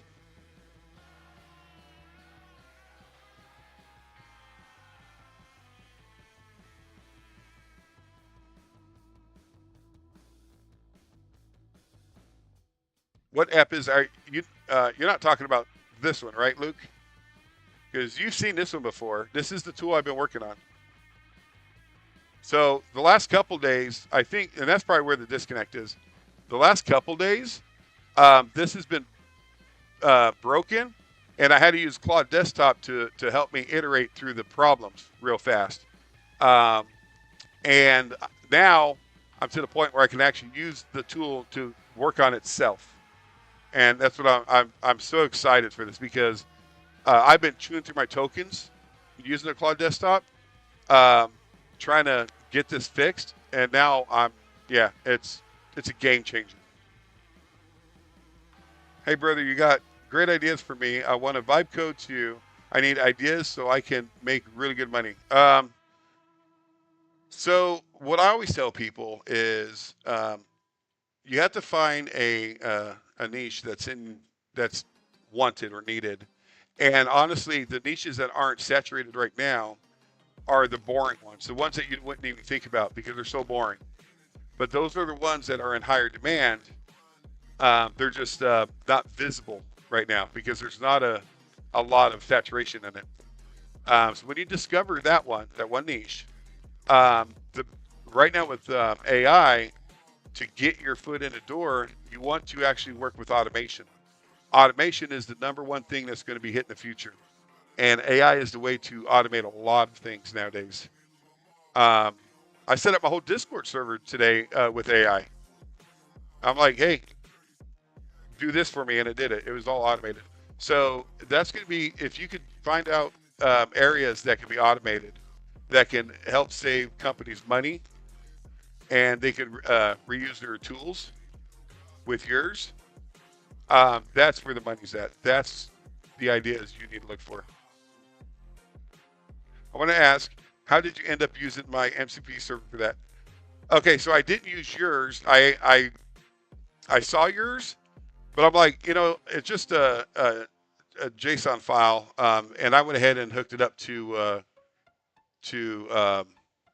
Codex here. And right here it says unoff supported enabled. It's just a little. I just went ahead and just created my own, but I did share yours in my chat here, if you didn't mind.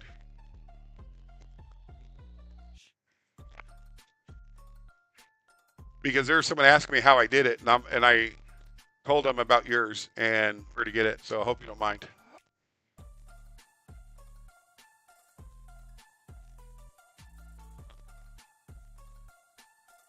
No, it actually worked out great. I'll be honest with you. And you're the one who pointed me in the right direction on just getting it done, and I'm glad I did. So, and I'm glad you shared it with me because I didn't even think about it.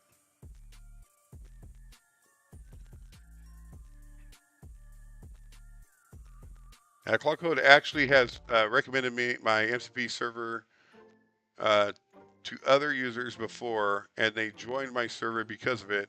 It was pretty cool that Claude did that. Oh, that is awesome. Yeah, I assumed you meant Claude Code. Yeah.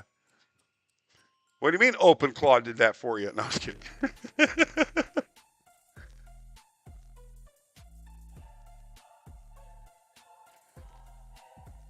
So Hardhead, I was actually in your server, your Discord server earlier today, and I was talking to some of the guys there, and one of the your teammates there, um, he was showing me some AI music videos that he did himself, and they look freaking absolutely amazing. What kind of work that he does, and he wrote he actually has a book he written.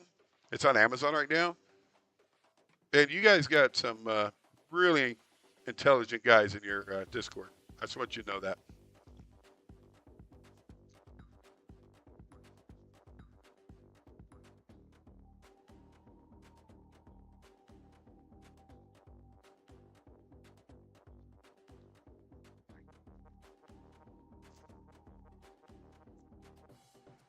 Yep, wins. Yeah, exactly. Yeah, that's a real smart dude right there.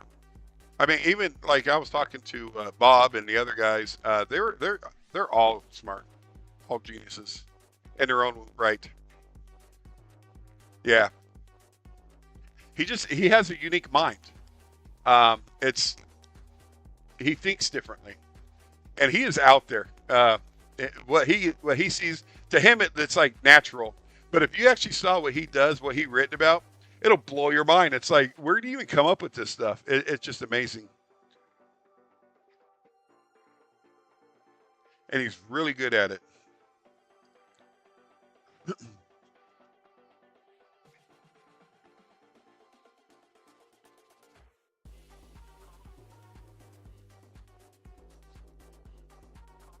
So are we done? What are we doing here?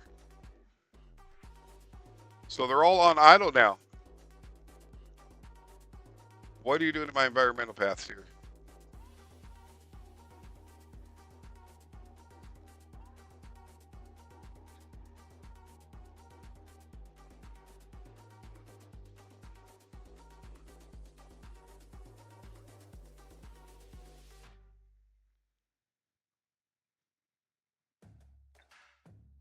They have your researcher research something right now. Interesting. So I have Codex and Open Code, Big Pickle. They both are going to be researching. Let's see which one has better results. I'm my money's on Big Pickle.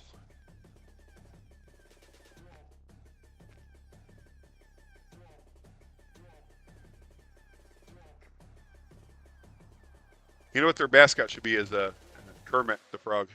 Call it Big Pickle.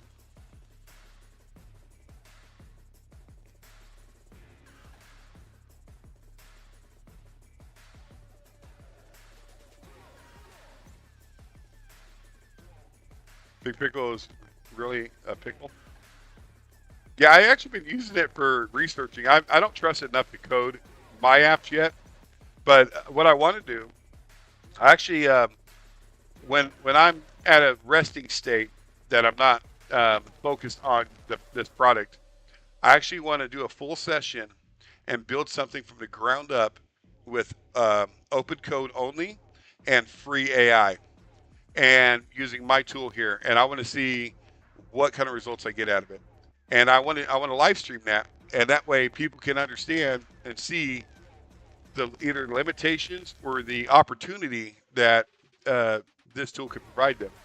So I think that would be a real interesting challenge, and I'm looking forward to it. I just need to come up with some idea, like do I do just a regular application, a phone app, or a website? I'll probably just do a website to start with because that's probably the easiest one.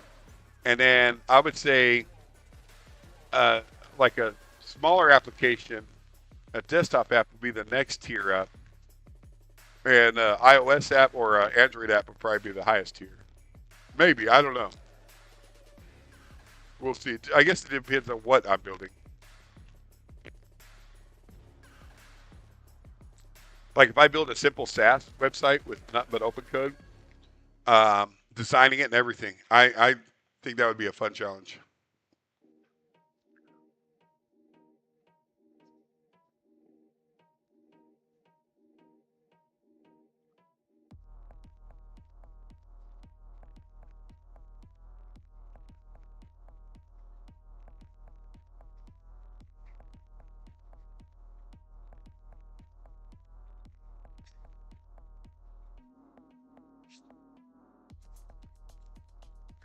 If you're ever up for it, have some collaboration ideas that we could play off the open LLM idea. We can talk sometime about it. Yeah, I would love to. Now, I would love to participate in it too because I really there's two things. I'm doing it for a selfish reason. I'm going to show off my tool, and plus, I actually believe that the local AIs and free AIs right now are good enough to compete with the paid subscription AIs.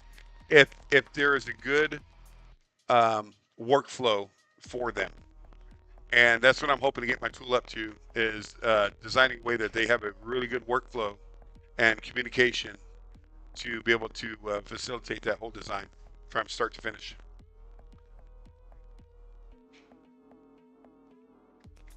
Yeah, when I'm off the stream here, I'll hop on your side and hang out with you guys for a little bit.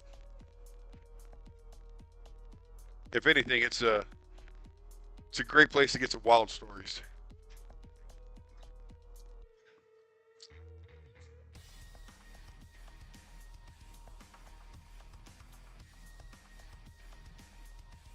My buddy.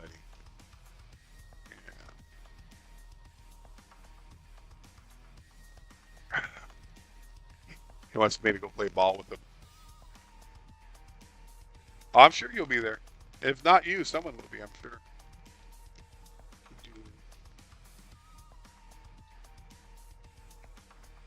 Yeah, so a border collie, I don't know if you guys are familiar with border collies or not. They're very energetic dogs, and they have to walk a lot, run a lot. They have to keep moving. And right now, I've been over here so long. What I do, I'll go outside and play ball with him. So I'll step away once in a while and go out there with him. And that's what he's asking for right now.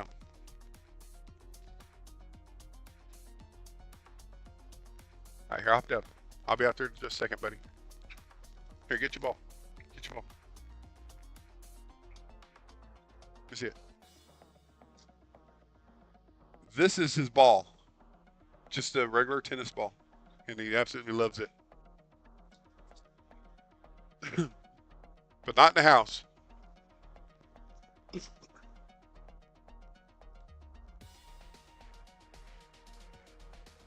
I wonder if so researcher is still working there. A researcher 2, that would be you. And still working. So still thinking here. That's actually pretty neat. So there's my total token, 79% used, $0 spent. Of course, I didn't spend no money on that. LSPs are disabled. I don't know what LSPs are. Right now, it's reading through all these files here. And there's a lot of context going back and forth.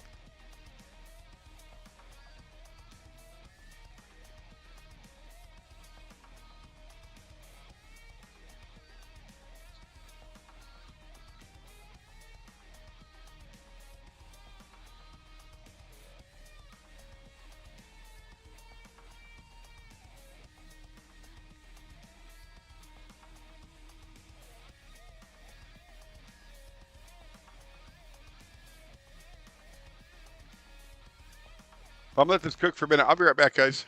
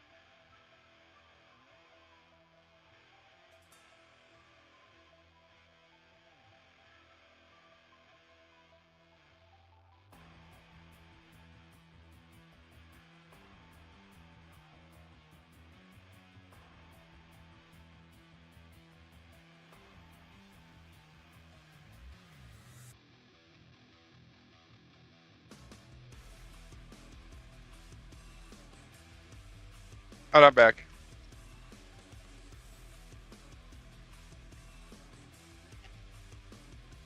What's that? You didn't give it more surface area, like I said. You, you didn't do a picture. I wanted a picture of it. Um, oh, wow. Yeah.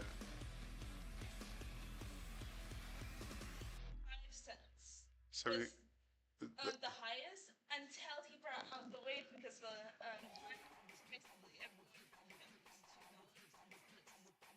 uh-huh.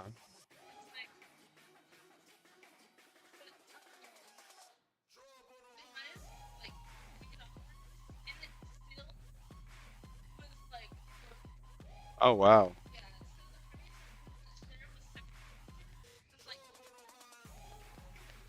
Yeah.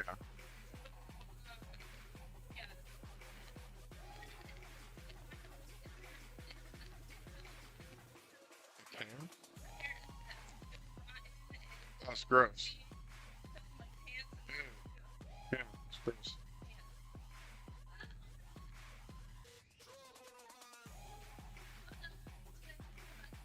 Oh, nice. For doing the work. Yeah.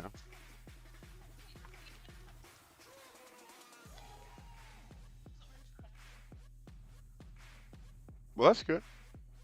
The caffeine free. They don't want you to get all hyped up. They just pump sugar in you.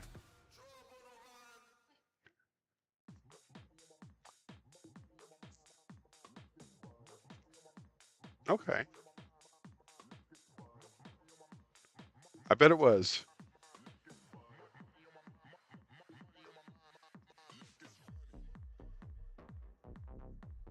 Yeah.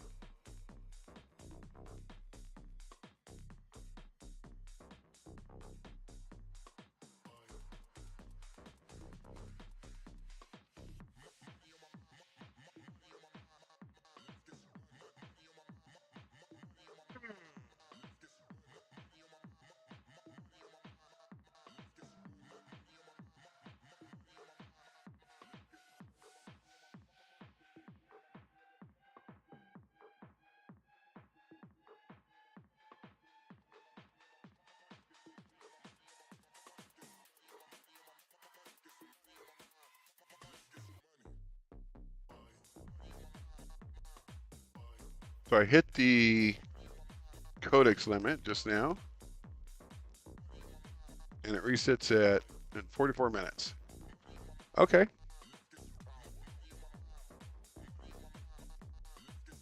So let me bring this up here.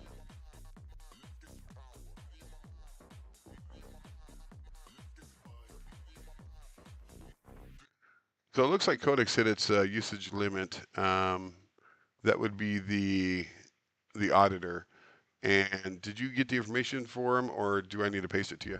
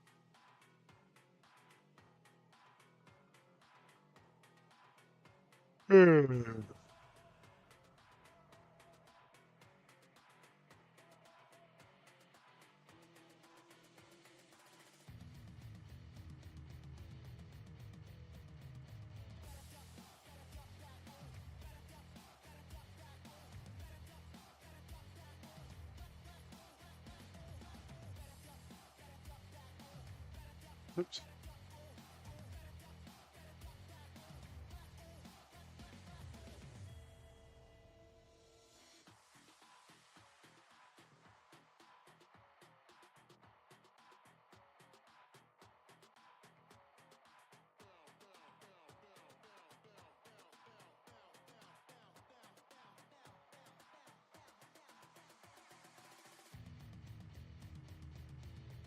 The auditor now is Claude, so you can continue using the auditor.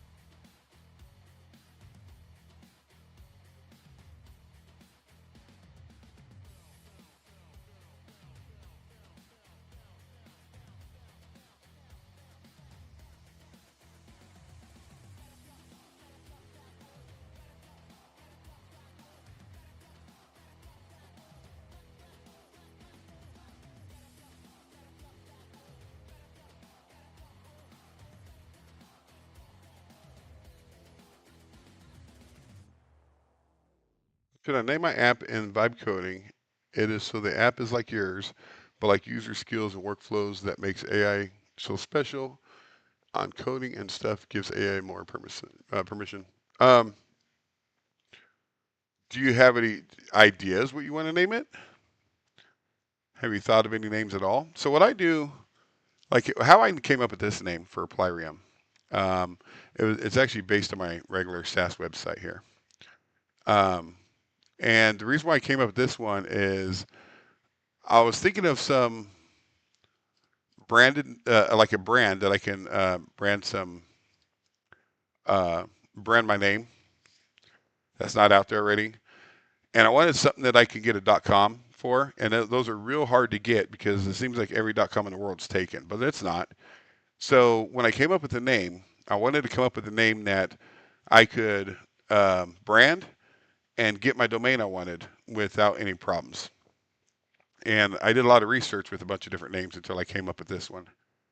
And it stuck. It was easy. It's different. And it's just hard to pronounce sometimes. Plyrium. It's the only thing I don't like about it. So if you do one, get something that you can pronounce easy, that's unique, and that really stands for what you're doing.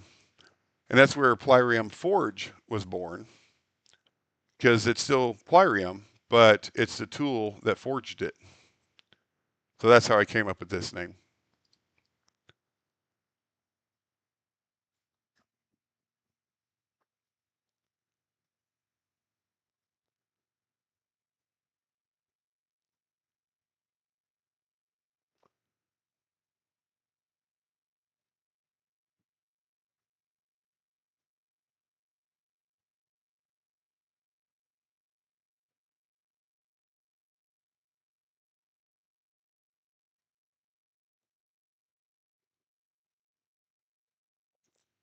So the auditor here has a pop-up question, and I know you can't see it, so I'm going to paste it here, and you let me know what direction you want to go.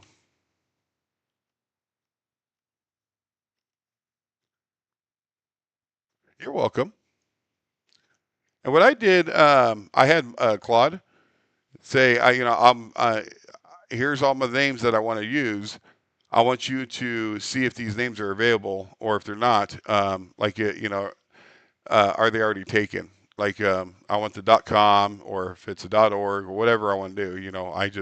Or .ai if you want to go that route, and just see if it was already taken or not. So I had Claude go out and do that for me.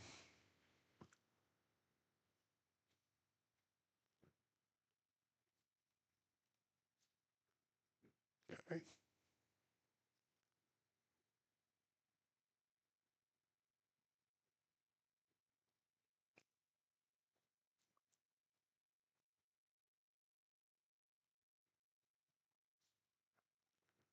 Coder 1 was also on Codex, and it ran out of the same usage limit.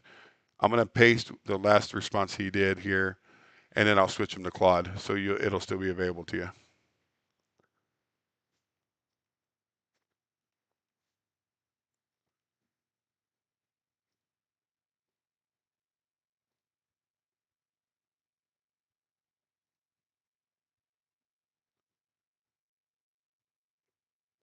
Vorks is good. I like it.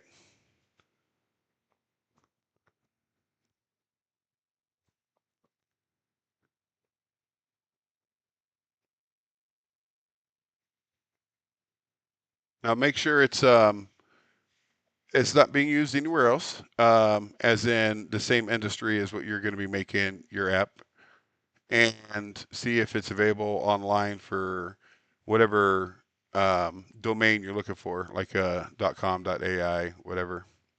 So those are the two research things you should do, because you don't want to get like a cease and desist letter from another company with the name Vorks that's building the same tool like yours. So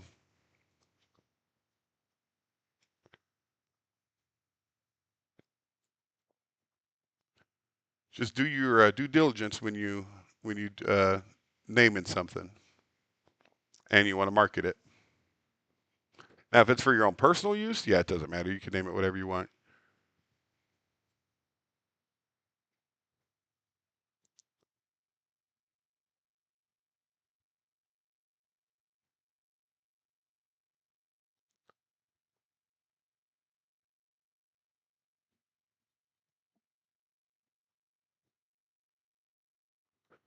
Yeah, Coder 1 is now Claude. You can go ahead and kick off whatever you need.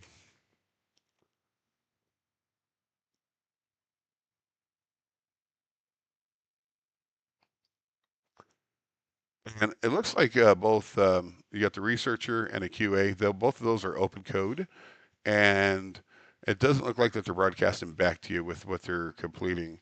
So go ahead and shoot a broadcast out. Go ahead and shoot a broadcast out to them,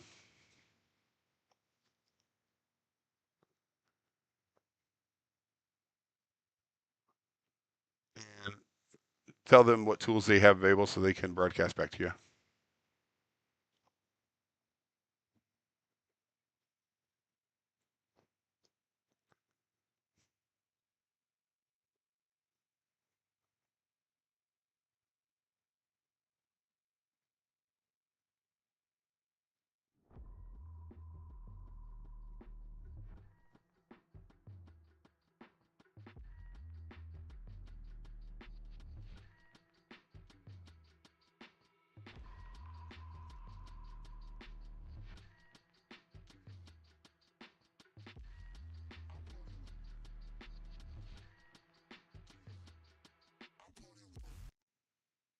So we got Coder 2 and Researcher 1 is also Codex. I'm going to switch them.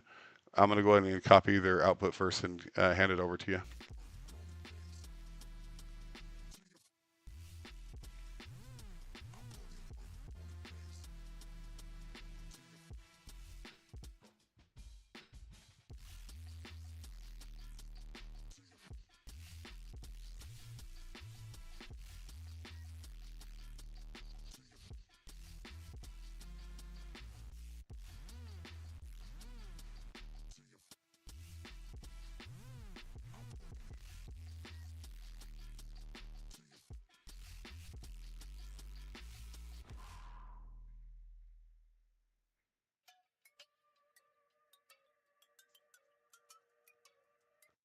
All right. Everyone should be good. Either Claude or open code is what we have left. So you should be good to run anything.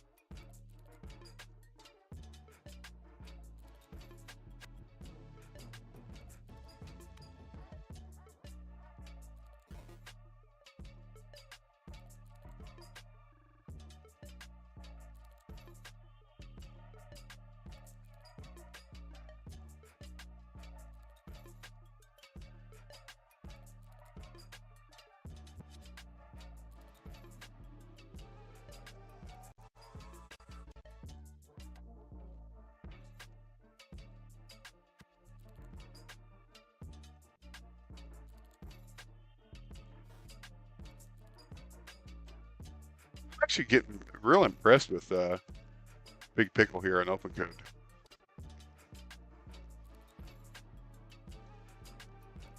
I've been watching what it's been doing and the type of tools it's been using, and it's what it's suggesting to do.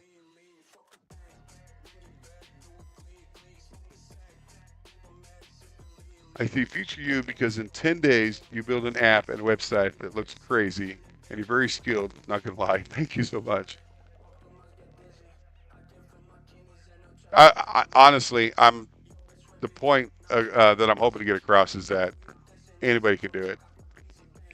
If I can do it in 10 days, anybody can do it. So,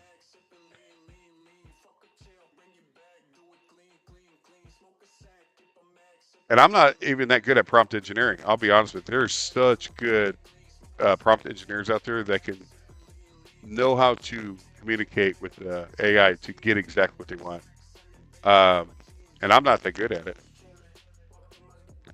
I know enough to get by, I guess I should say. Um, High Ground, yes, it is published. You can download it.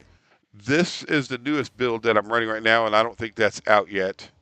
But the build that is available is 1.16, and this is, well, it says 1.16, so maybe it is. But you go to forge.plyrium.com, and the link should be in the description. If not, I'll send it to you. And you can get the free here, which is technically what I'm running here, except I have 2 extra terminals. In the free version, you only get 4 terminals, which is fine. That's all you need. And you can only run 1 team, and that's all I usually do. Sometimes when I get into serious projects, I'll make more than 1 team. So.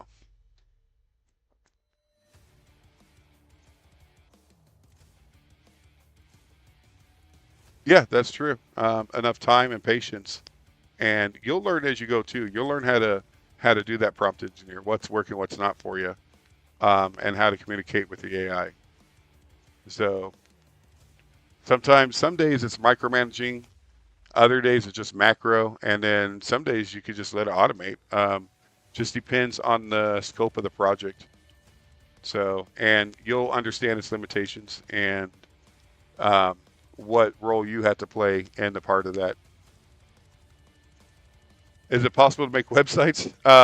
This is possible to make websites. In fact, I use Claude to build this website and my SaaS website here. So it's definitely possible.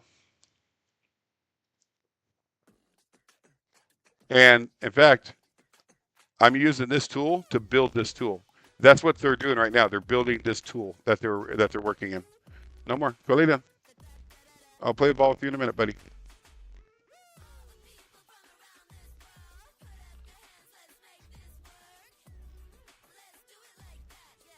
Can you learn me how to do that?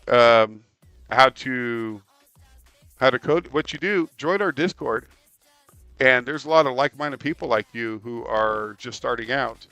And when it grows big enough, there's going to be a lot of tips and tricks, and a lot of people working together in there and sharing what they've done to do what, how they got to where they are. So, and I'm going to be sharing a lot of that too in there. So definitely join our Discord and you'll learn.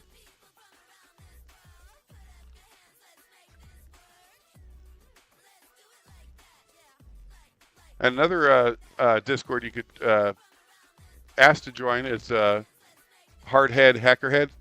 If he's still around, you're and his Discord channel is similar to mine. When it's got a bunch of people that vibe code, and his server's full of like really intelligent people. They make me feel dumb. But that's what I like though. I want to be around those type of people. I learn. So it makes me feel good.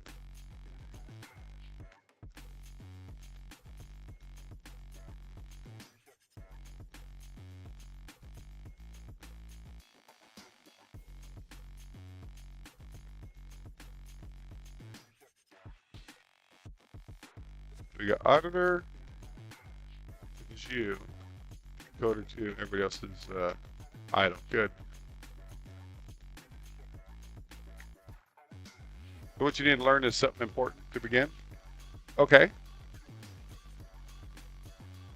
Is it like a personal thing, personal project that's important to you that you need to get done, or do you just have this idea in your head that you need to get out because it's you think it's like the a unique genre or unique idea that no one's done, but you're trying to get it out before someone else does. Is that what you mean by that?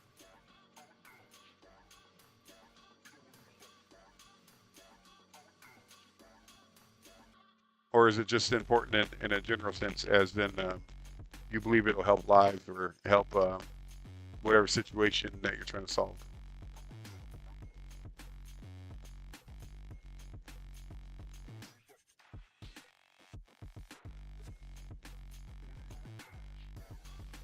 A mobile app? Okay. Yeah, this will do that too.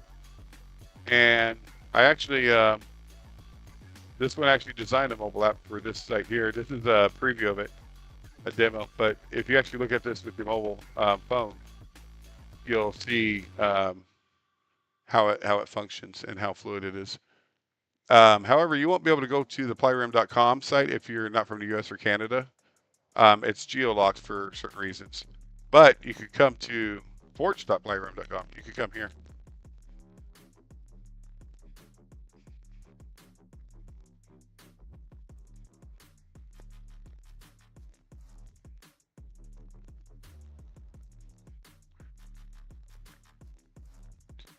So go download this and try it out and see what you think. It's not bug free. There's gonna be a lot of bugs, but I'm crunching through it. I'm working on it for you guys.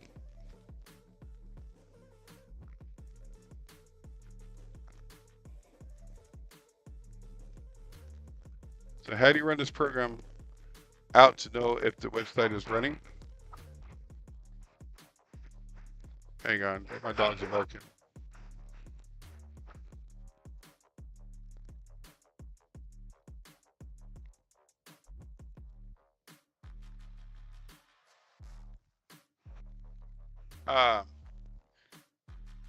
So the best way to do it if you build a website, you want to build it local on your computer first.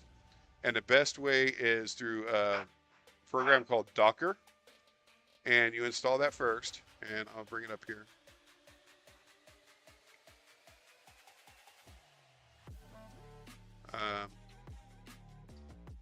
Docker desktop. This is over here. So you want Docker installed on your computer. And what it is, it's a container. It'll contain your entire web environment for testing. It'll contain you could do your databases, your website. You could do full web stack inside of Docker for backend, front end, and your AI can connect to it, talk to it, and set everything up. So as your AI is developing and creating things, your website will be running in Docker that you could watch with whatever IP it'll give you. It'll be like either localhost with port 3000 is the common one. And you go to that and you could actually see your website. But it's not broadcast out in the world, of course. It's just on your machine for developing reasons.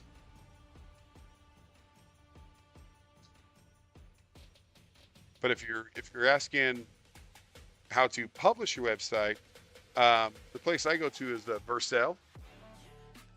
It's free for small projects or if you're just getting started. We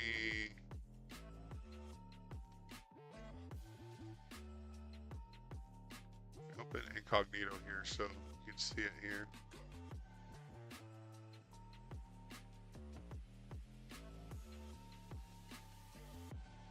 There we go. So this is Vercel, Vercel.com. And they have a free tier, your hobby here. And this is great to start off with, to start getting your site up and going and getting it out there in the world. And you could upgrade depending on what you need. See, I use the Pro for myself, and it's just $20 a month. But I started with the hobby, and as you need more resources, you just upgrade, and that's all you need. Or if you outgrow this, if you want to do like an AWS server, when you're ready for that, your AI will help you set that up if you ask it to, and transfer everything over. So.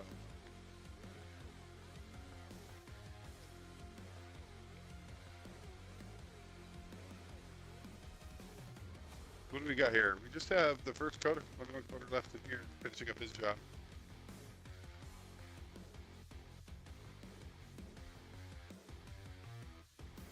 Learning C and open code research now converge. Open code's done. It looks like the open code researcher 1 is already done. Well, and technically it's researcher 2. And it did it not send it over?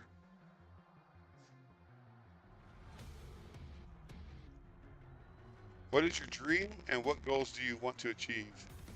Are you asking high ground or are you asking me? Because I've already achieved my goals, man. This is just the next step up goal, what I'm doing here.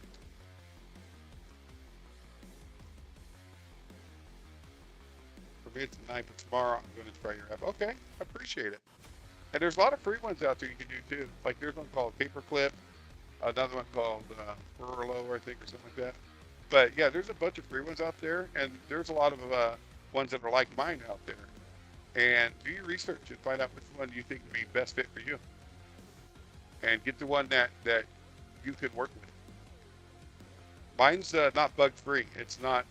It is definitely not production ready, although I released it. So I just want to give you that fair warning. It does have its issues.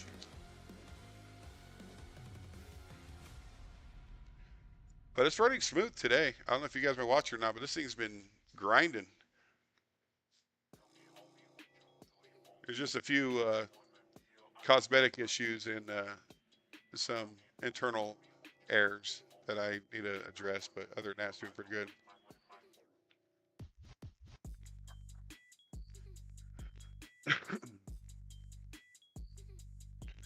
I'll be right back.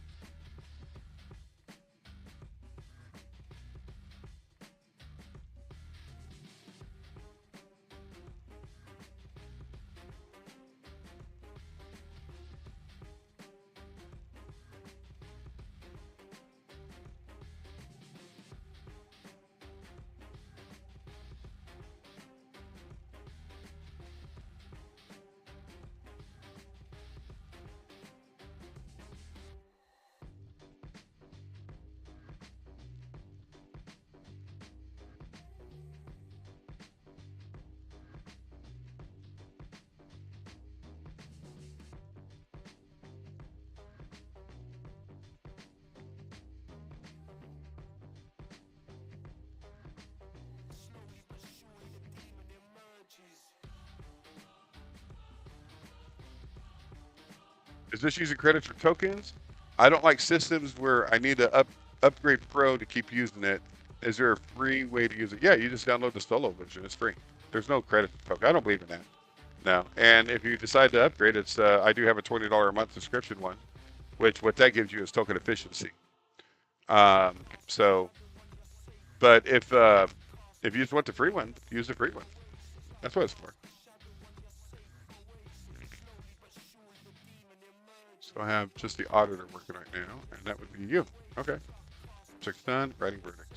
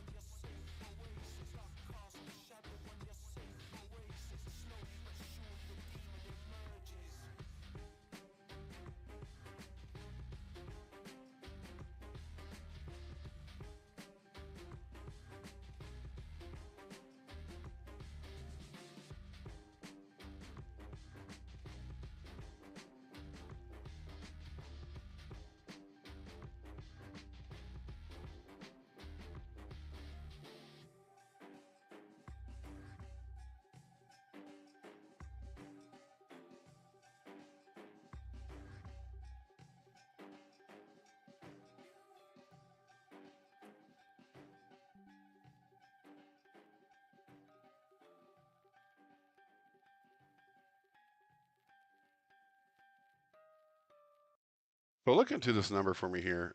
The app that I'm running right now, which is you, Plyrium Forge. At the bottom here, it says I have 25 panels. I have Cloud Code 6 of them, and I have Open Code 9 of them, and Shell 10 of them. Are these active open panels and stuff running in behind the scenes or something that I'm not seeing?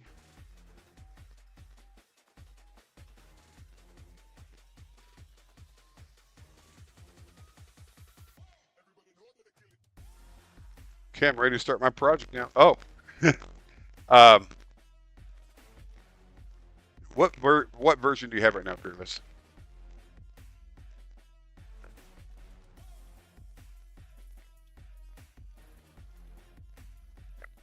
Oh, hold on one second.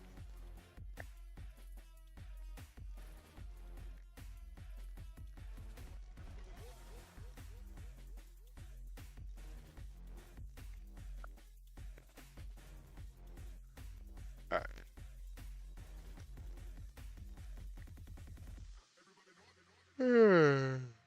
Yeah.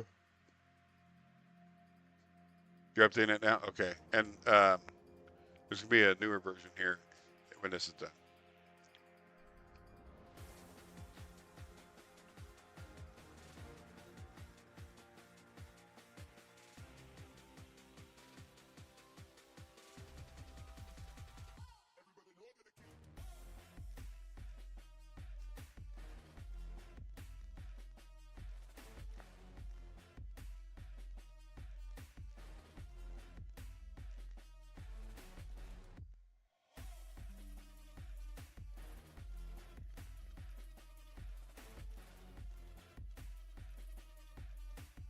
Go away.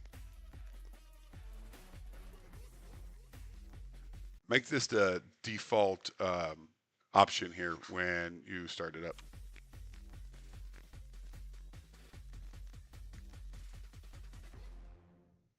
I want to try your app many times because I really like it. I also want to know if I can become a content creator or be part of a community and website. You could join our Discord. Did you already sign up for it?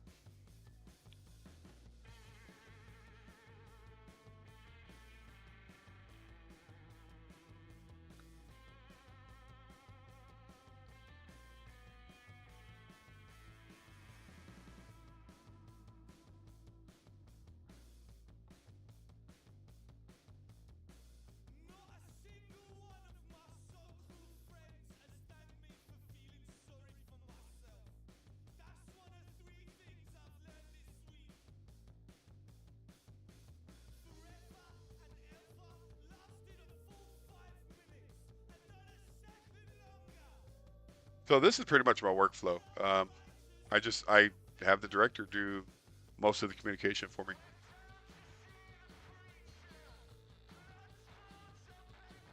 And I wish I could show you guys the ops board right now that's not working.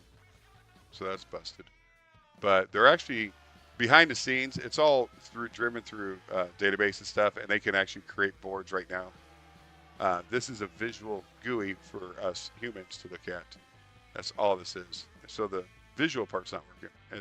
There's a disconnect. I believe they already fixed that bug here, though. I just need to build a new version. And Fearless, let me know if you have any problems with that build, or if something's not working.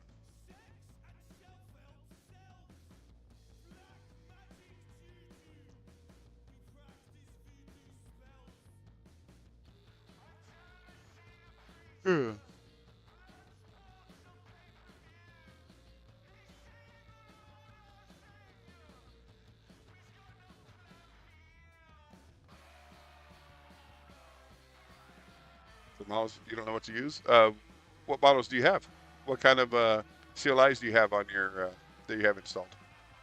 Like me, I have Claude, OpenCode, and Codex. That's the three that I have. So if you have Gemini, I mean, technically only these four, but OpenCode has a bunch of models inside of it.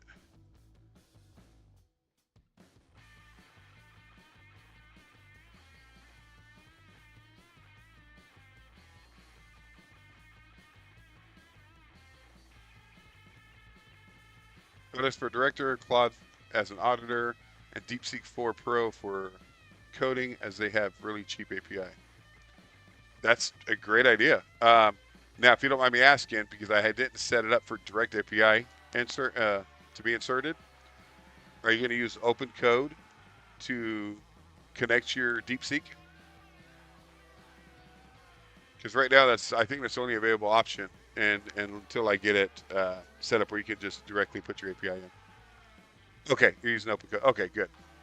Yeah, that's what I'm using down here, OpenCode. So, and your setup, yeah, that sounds perfect. I just ran out of Codex tokens. Actually, just reset it. Let's see here.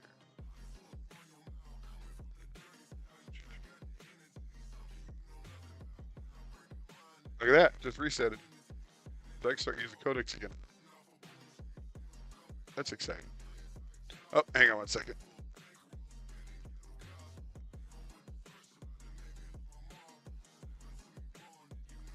All right, I'm back. You know, are you cooking a pizza? Why don't you use the air fryer?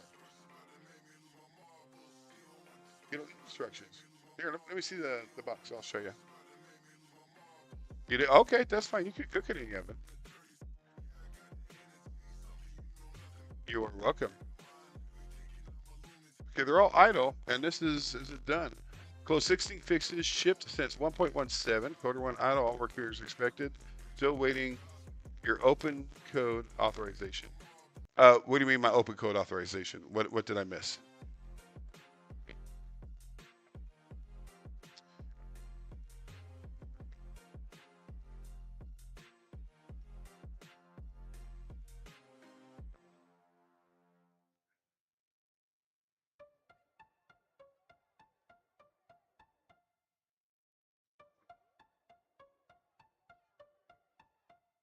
researcher. So honestly, I try to for my researcher right now I have Claude, but earlier I was using yeah, right here, open code, and it was actually doing really good on research.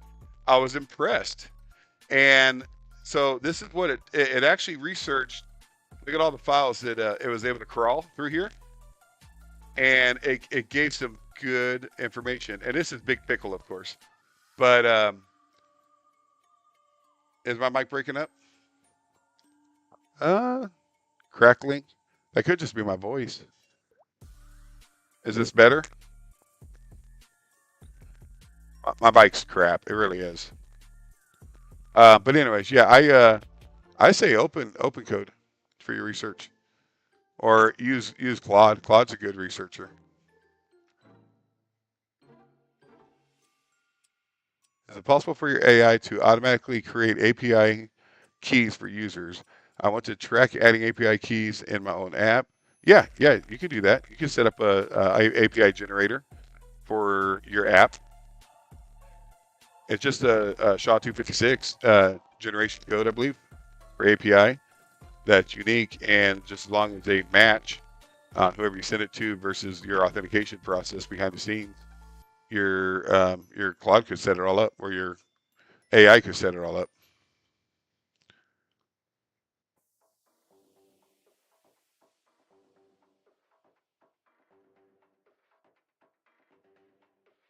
You might want to use for the auditor.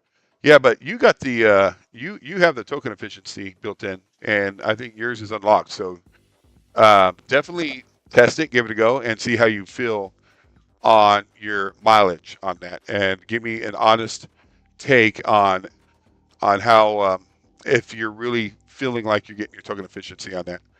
I would like to know.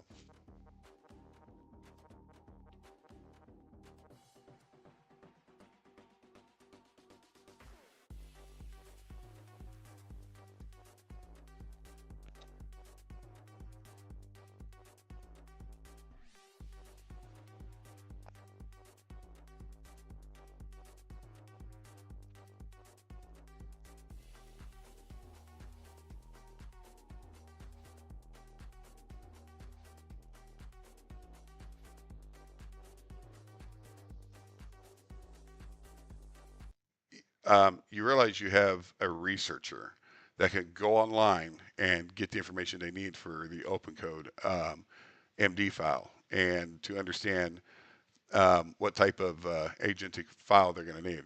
And I recommend you using a researcher to get that information so we could do this right.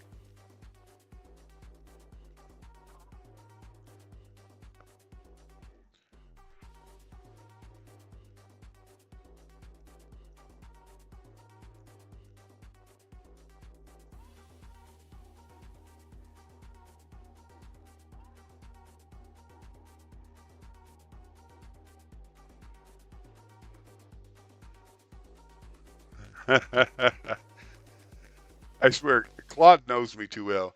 He gives me this long 2 paragraph technical explanation, and then one sentence after that, he goes, simpler phrasing. Me want researcher to claim. Yes, no. That's great. Claude has such a sense of humor.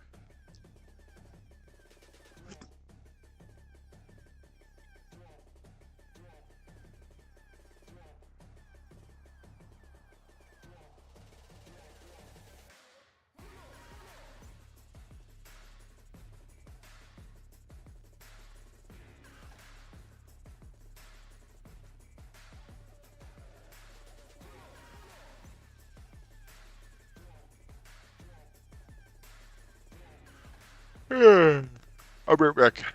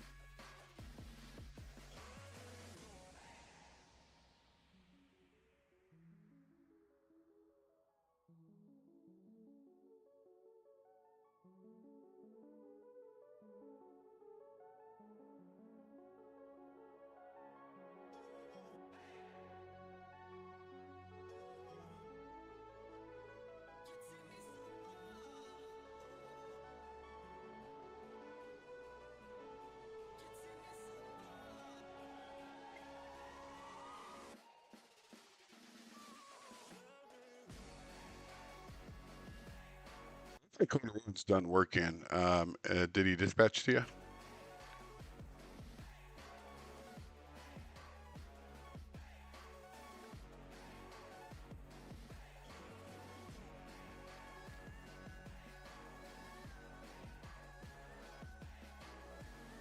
What's up?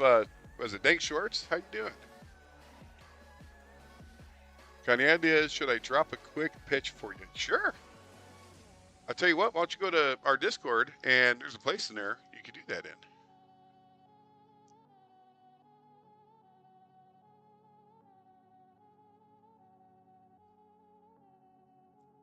Unless you want to do it here on the stream, which is fine too.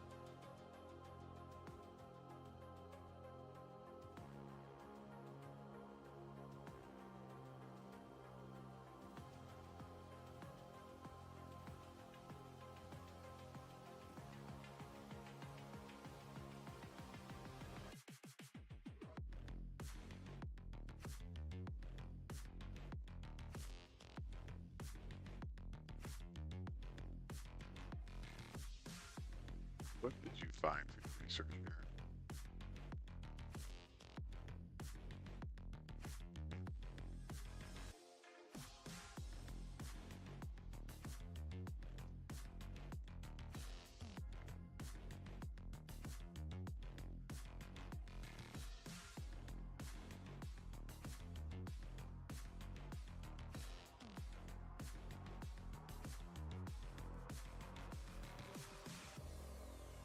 Oh, that's interesting. They use a JSON instead of MD file. Hey, Fearless, did you know that your open code uses a JSON instead of an MD file for skills and role injection?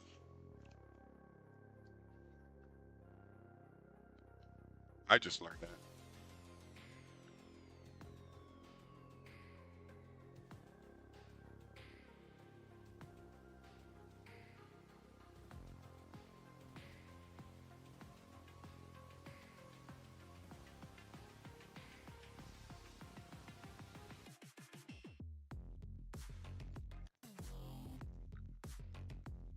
So was this just a communication issue, or is this a tool issue, or a bug issue that would have? I mean, how do we go move forward on solving this issue? Is this another thing we have to get working?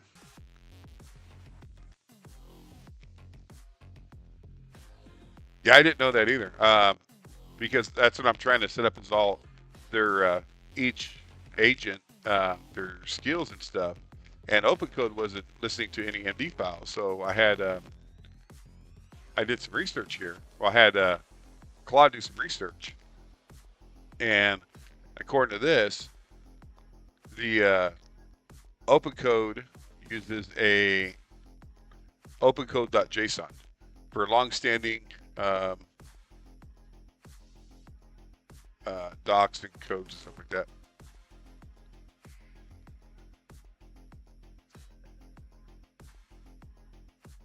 Did you see me a DM? Sweet.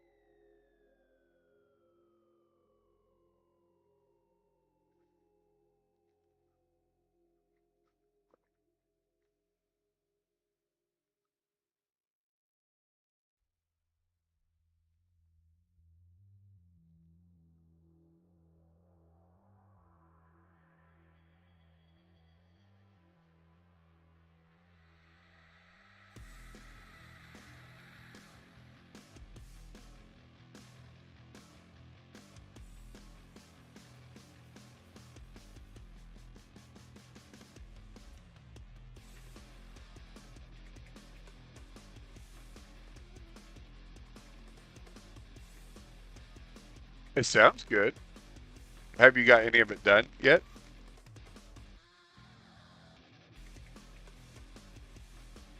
For your idea here?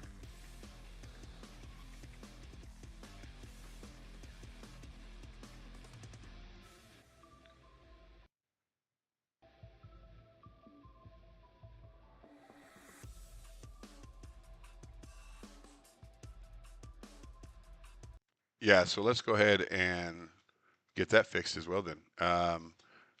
You could have Coder 2 start working on that, and Coder 1 looks like he's done again and not letting you know. So just want you to be aware.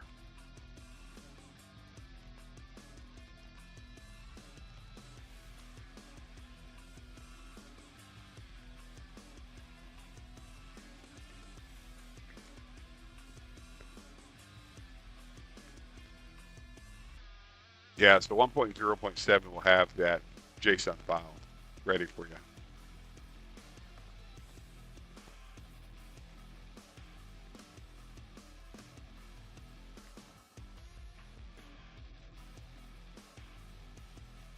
Hey, thanks, Short. Is the connected repository, is it just going to be like a Git, GitHub, or any other type of repository that they're using?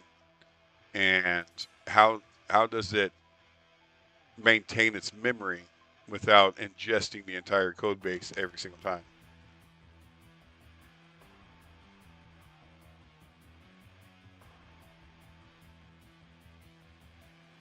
Product is done in 3 days, to be honest. Just iterating. I would launch on Product Hunt next week. I've talked to with a few YC founders, and I've got 50K followers on next. Dang, that's awesome. Yeah, I was thinking about launching mine on Product Hunt. I haven't done that yet, especially my SaaS. I need to look into that.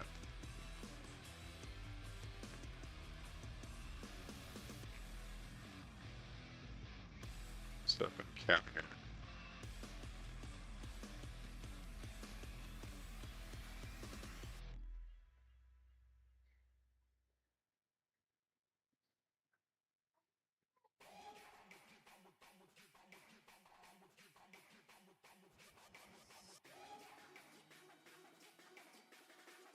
Did I really?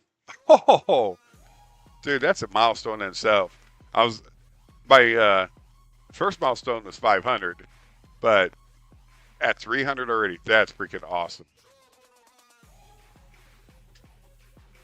I hit 300 subscribers.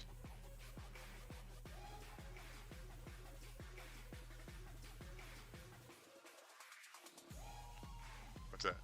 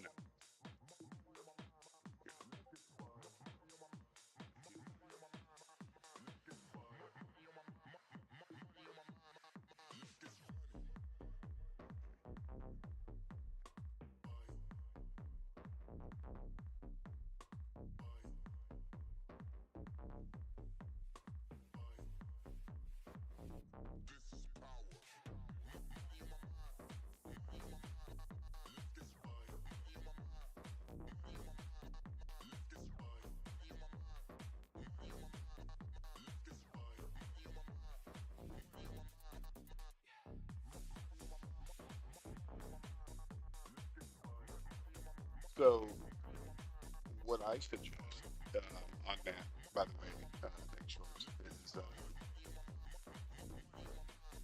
your AI is real good about leaving comments in the commit and good description, but it's very shorthand and it's more like this is what I did. I changed 122, right? Something like that. If you can get it to write a little deeper description, you could just use those as your memory injection of all of the commits that were done and based it off of the timestamp.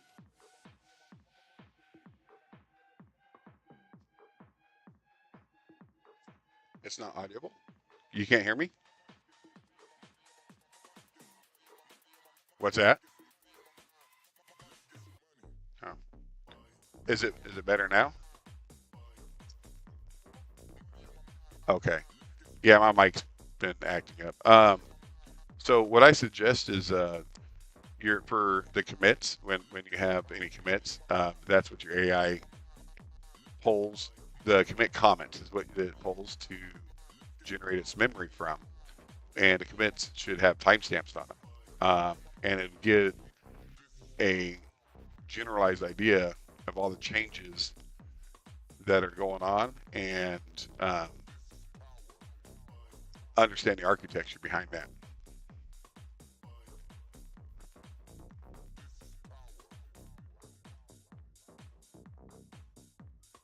And his name? Is it really?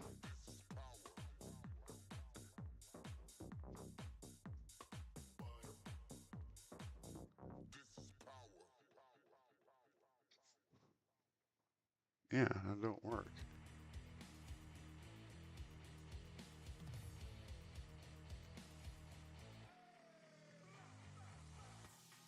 Whatever.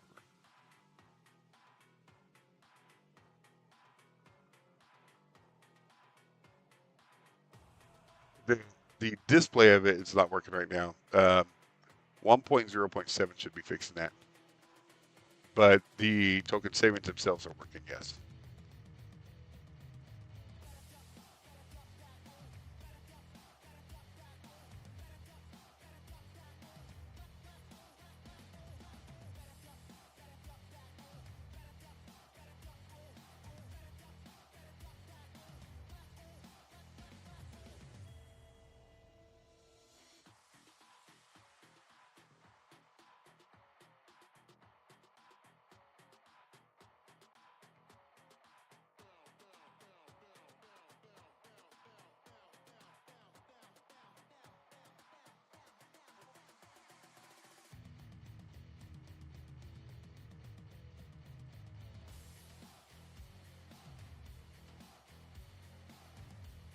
I'm setting up a product hunt profile.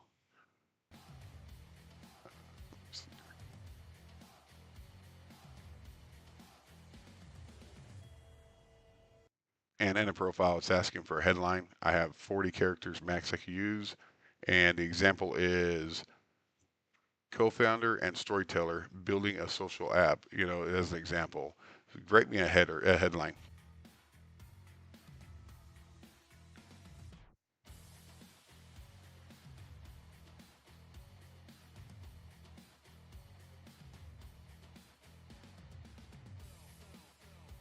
Yeah, you can even see on mine here. And I have, I'm testing it on the Teams right now, the same version as yours. But Token Counter's not working on here.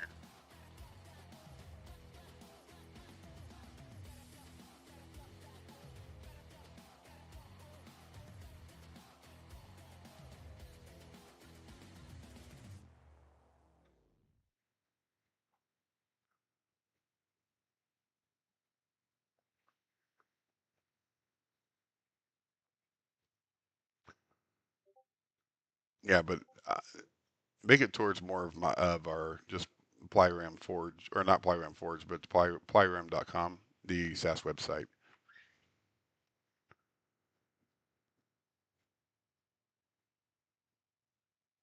No, you shouldn't have to add any skills. Your agents, if they they already come pre-loaded with skills, depending on the um, what you picked for them, their role, and plus the skills drop in file list. Unless you have your own. If you have your own skill MD files, I Yeah, go for it. But the skills rules here is just it's not loading all the skills for some reason, and that's a UI bug. There's a disconnect there.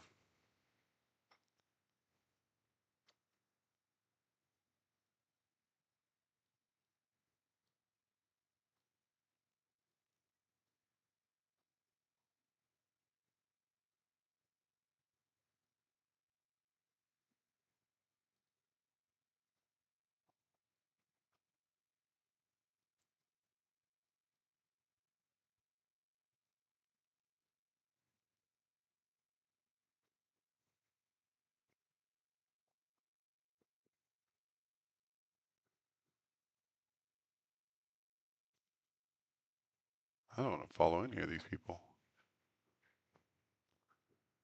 Okay.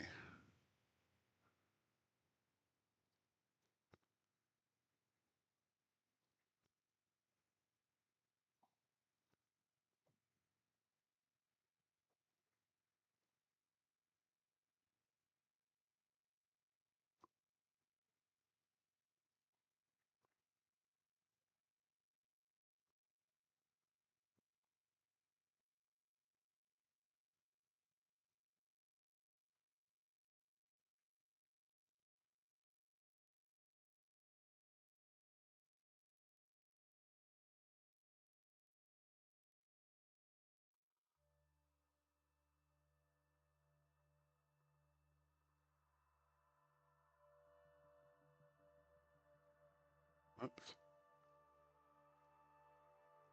All right. Now in the profile, go ahead and write me something for the about field.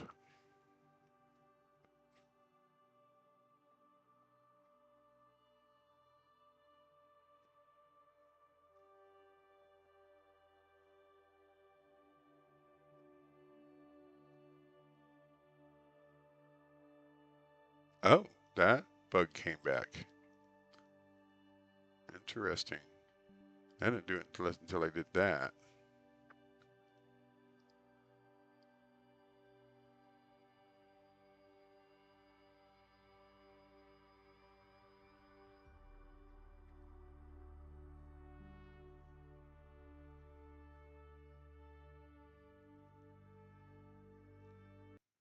So this has been a known bug. I was going to check on Coder 2 for you, but the terminal went black. And look at the screenshot here. You see there's 4 out of 6 terminals that went black on me. This has been a known bug that I've been chasing for a while. I need full investigation on this.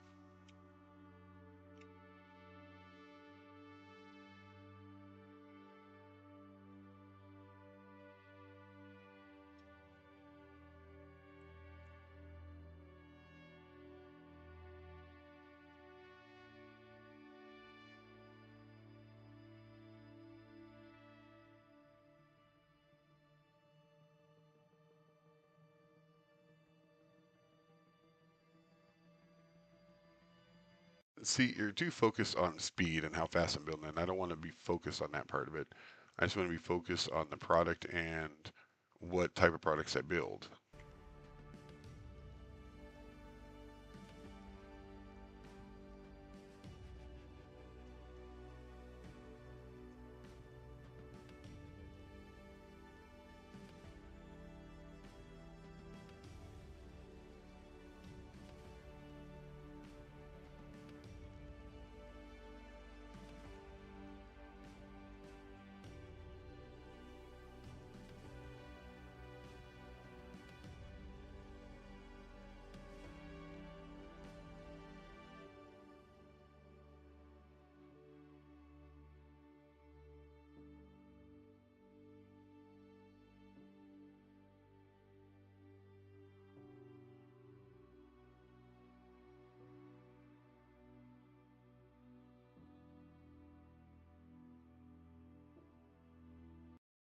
That's not what Plyrium.com is for. Why don't you visit the website and you get a full idea what it is before you make some false claims? Claude's hallucinating.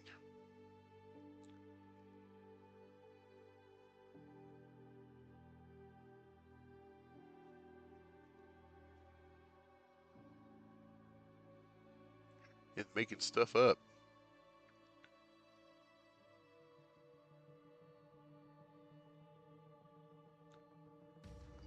Holy crap! Act like you heard me. Because I said at the same time he did. I said he's making stuff up, and he goes, "That's not me. I was making things up." Yeah, you were.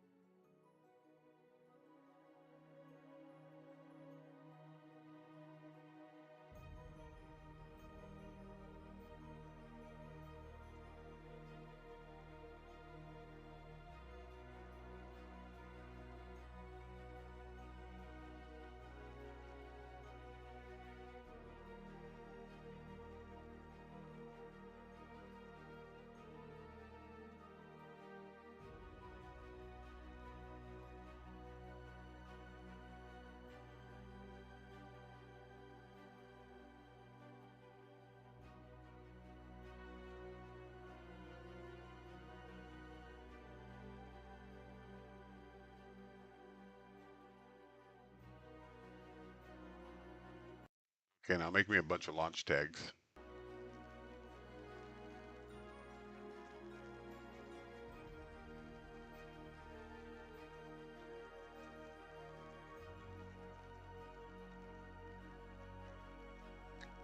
Plyrium. The term Plyrium is not recognized as the name of a commandlet, function, script file, or operable program.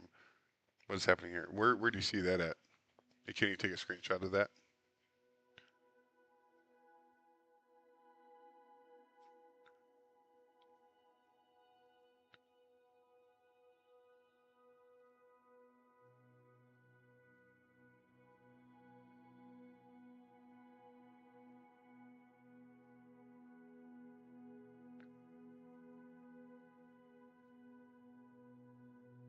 Thanks, Shorts. I'm looking at it right now.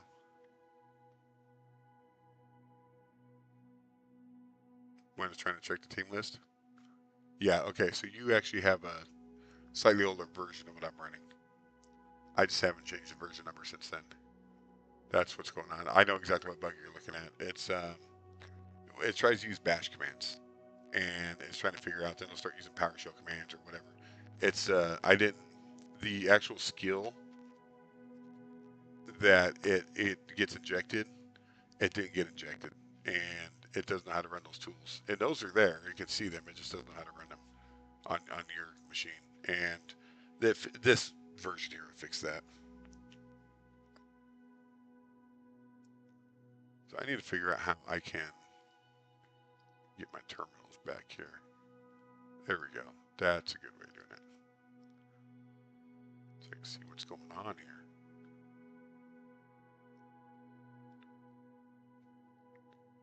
For the terminals, what I did, I went ahead and hid the terminals view and brought it back with all the terminals built into it.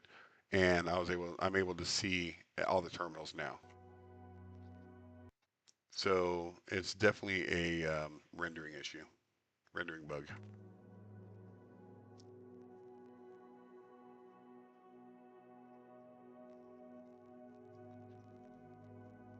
Yeah, so one of his tools, he checks the team roster to see what he actually has available at his disposal, so he knows who to dispatch to. And there's certain commands in there that it tries to inject that command in, and it depends on what operating system you're on. It should already know what operating system you're on to know what tools to use.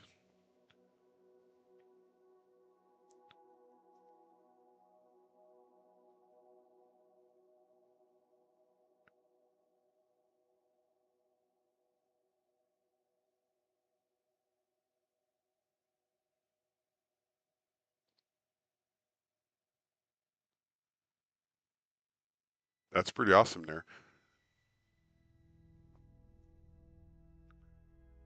Dang shorts. That's why I'm looking at your layout here.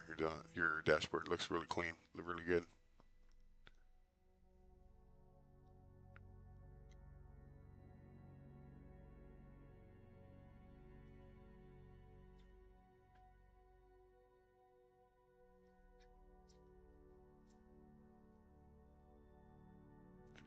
Yeah, when you're ready for launch, let me know. I'll showcase it. Show people what you built.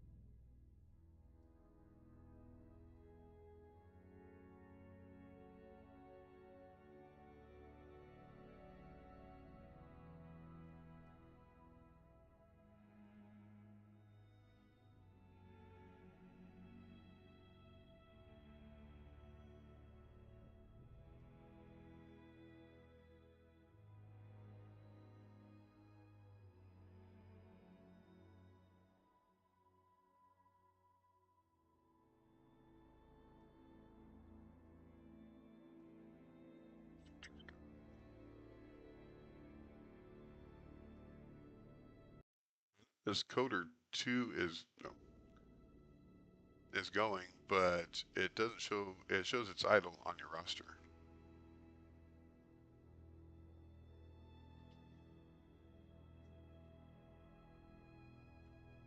I noticed Coder 2 is actually working right now, but it shows idle on your roster.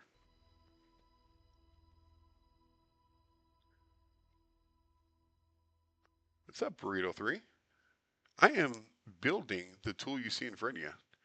So this is my agentic development environment, and um, I have a director here. These are all AI agents, and you could run different types of AI depending on what AI you like to use, even free AI. In fact, these two down here are free AI that I'm using through OpenCode. This is my researcher, this is my quality assurance, and you can change their skills and their roles. And you can create new agents if you need them, as many as you need. Um, so I have a director that will delegate the task and my ideas to the team to start building web apps. Um, you could do Android phone apps, iOS, or uh, even tools like this. You can build whatever your imagination lets you. And if you're interested, you can go to our website, which is right here. It's forge.plyrium.com. And if you want to come down here and get the free one, this is what I recommend.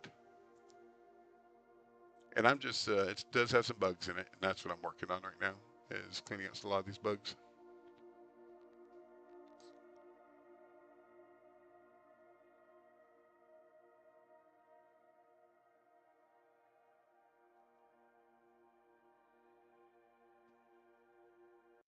So I want to launch my apps on Product Hunt.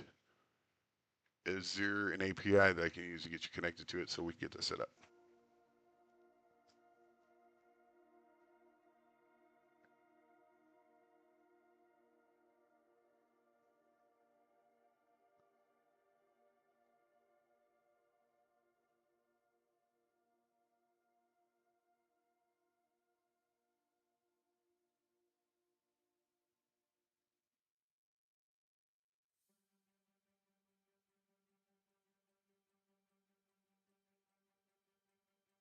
This music is putting me to sleep. Oh my gosh, that was like the worst pick in the world. Let's try something different here.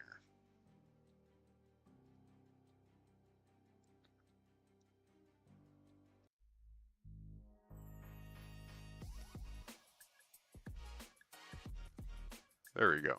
My goodness. I think I took a nap there. Didn't even realize it.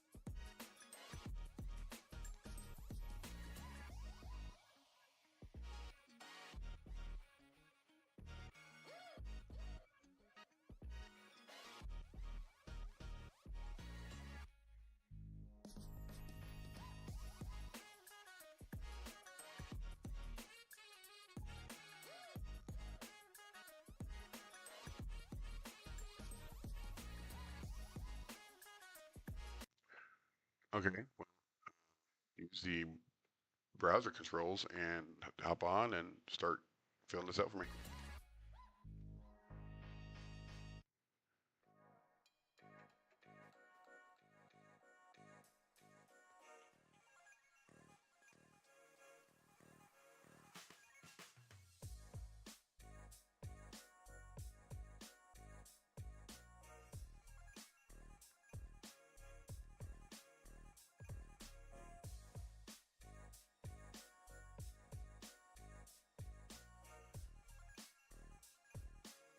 Big Pickle working?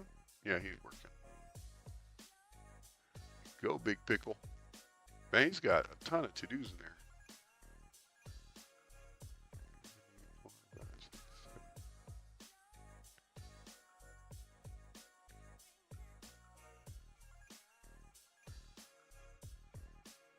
Yeah, that's also a known bug. The version I'm running actually fixes that. Let me, can we pause right here so we could get the new build out for our users, and then we can continue our session.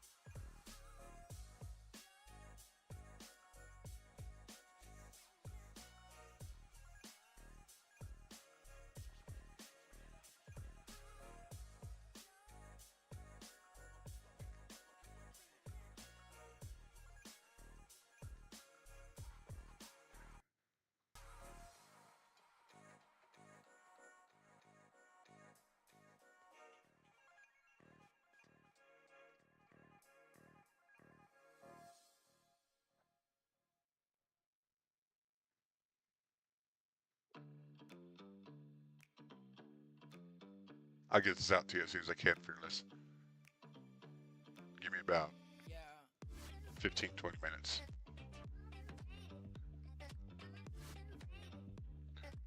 Is there anything that, any work that we've done right now that could be completed, we can merge in to the main, and that way it's in a new build?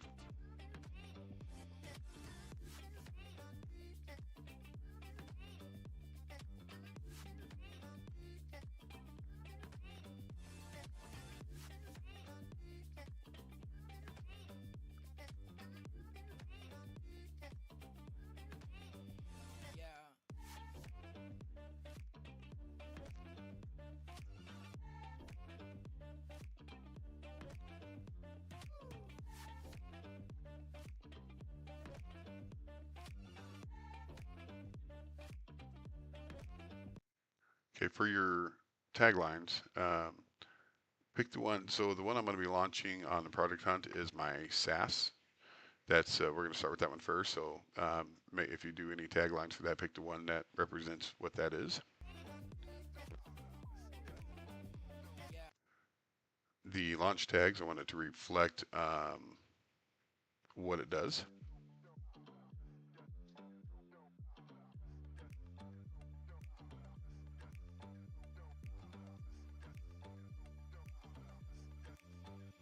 Go ahead and draft me one for number 3. You have access to, you could go to my website, take screenshots, and you could pull the images yourself.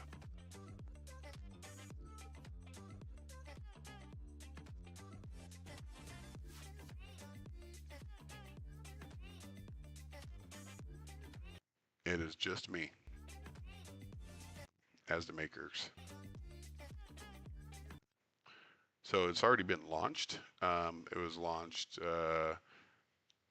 20 days ago, I believe, or 18 days ago. You'll have to just put 20 days ago.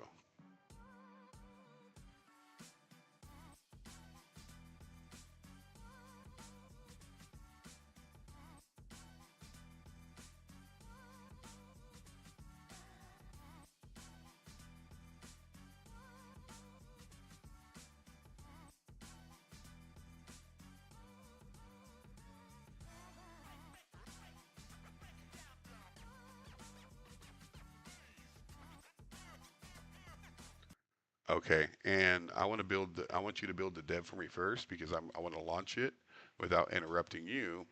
If you could just build the dev, that way I could run it and make sure everything's working before I launch it. We have to do a smoke test on it.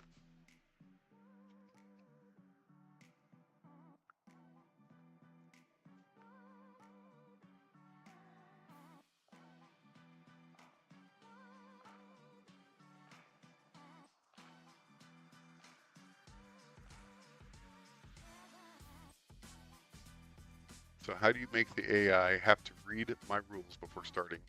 drag and drop you the MD file in it into the terminal. It should just automatically place it right in. So let me give you an example here.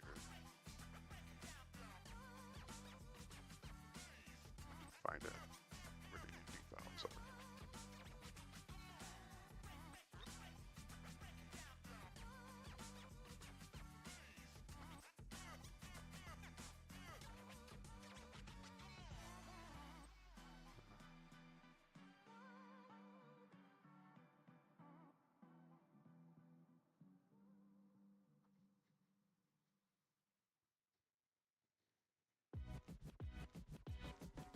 All right. So for the ops board, for example, actually this is a research. I'll just find that.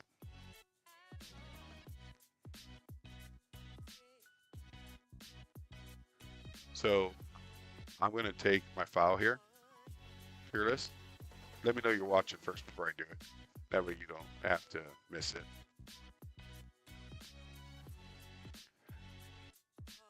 In the future, you'll be able to just do it inside the app itself. But you take your folder here of wherever your skills are, and you just drag and drop it like that. You can expand if you want. But if you drag and drop it, let go, it should place it in there. And that didn't look like it did it? Dang it. Yeah, it's not placing. Anyways, that's what's supposed to happen. Okay, there is an issue right now with the current run that I would like to include before we launch it. So if we could get this done like ASAP before we do anything. The skills for the skill tab, I'm missing all the skills. None of them showing up. I'll send you a screenshot. And also, I'm trying to drag a skill into a terminal, and it allows me to hover over it. It gives me the indication, just drag and drop, but nothing's loading into the CLI input box. Go to skills here.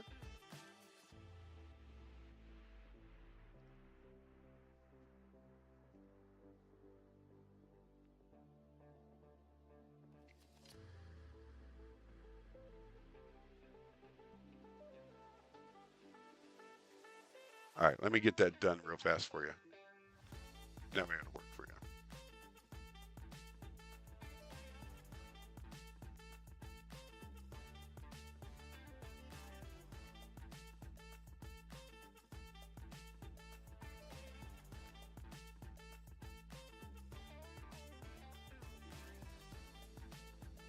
I got Claude filling out my own project thing here.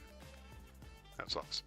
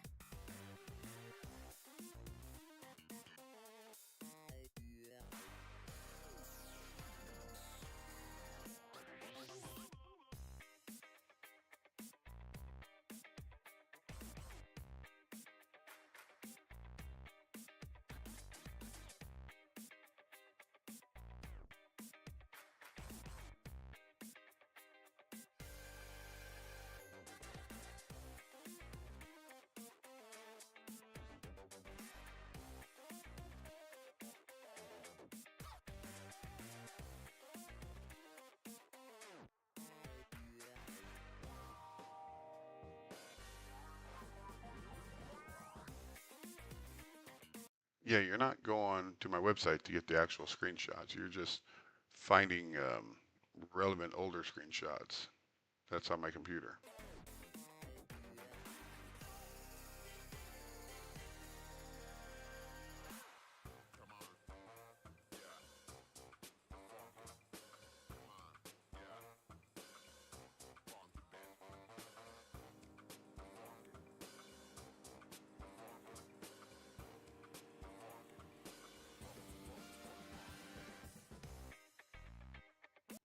So is that it? Everything's working now?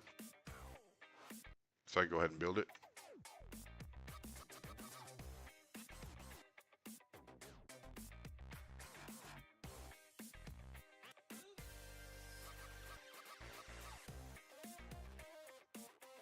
Oh, you want me to test the build first before you do anything else?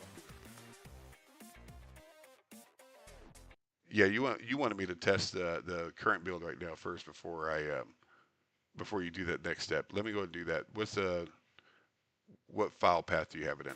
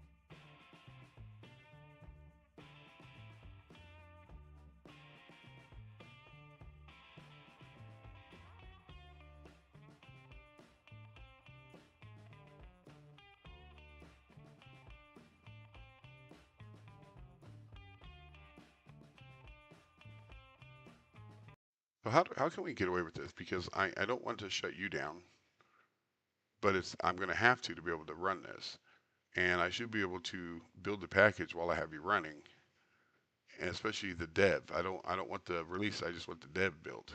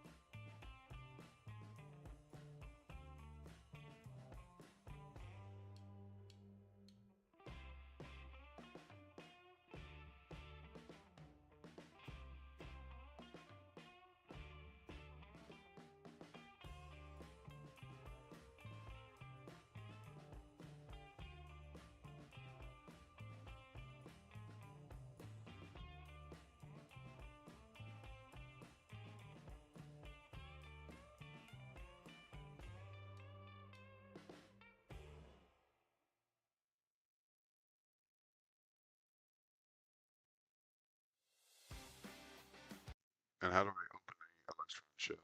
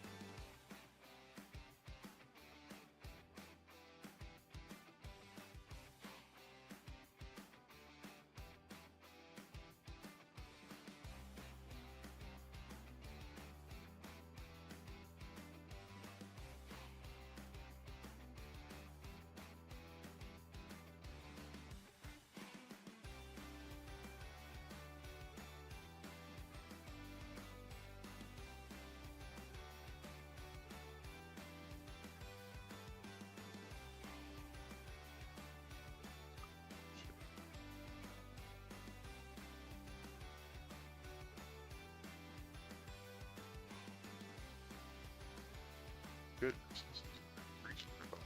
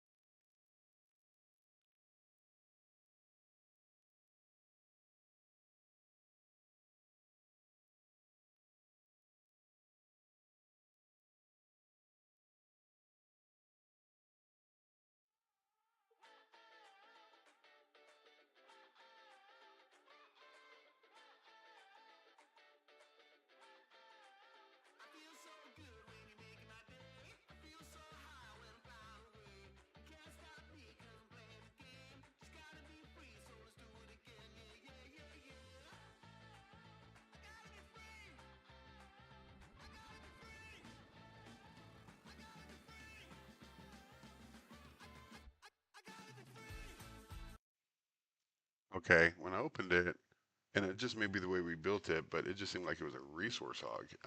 It actually ate up all the rest of my RAM. So either we have a memory leak and we need to get that addressed like right now, or there's something wrong with the Electron shell running the preview that's causing it.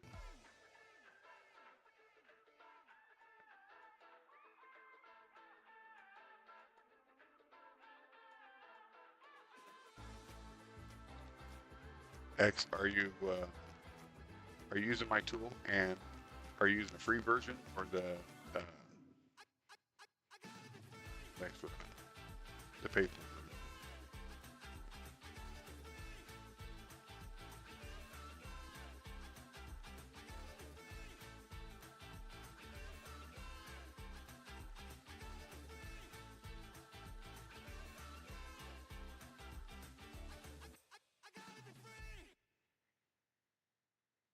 Yeah, and any API uses is costs a lot more than the subscription. There's a purpose for APIs, but not for coding. I mean, unless you get like DeepSeek.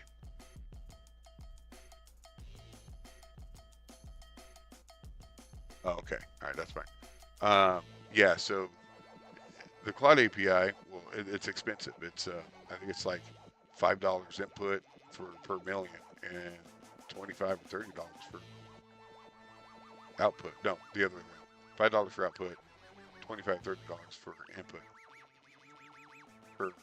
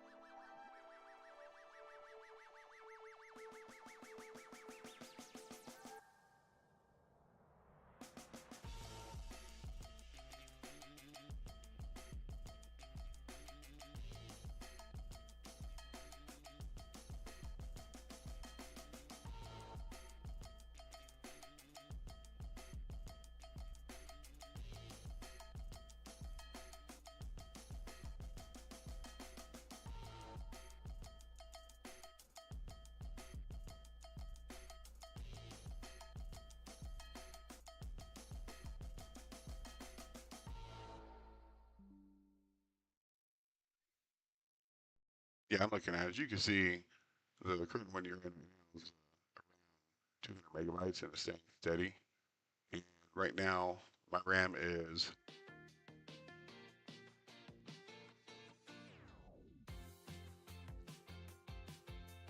16 gigabytes. I'm not that.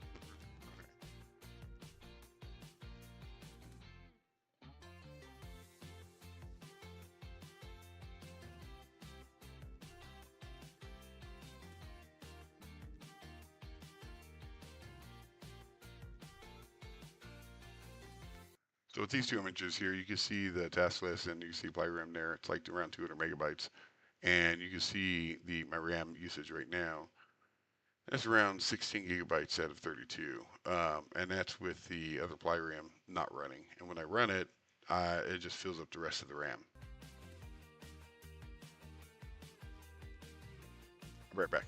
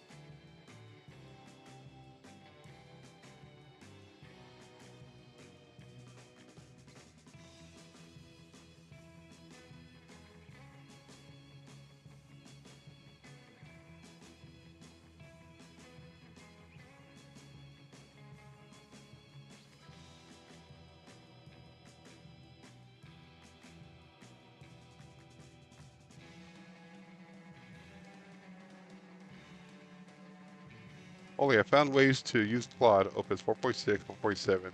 I'll send you in DMs. Okay, that's awesome.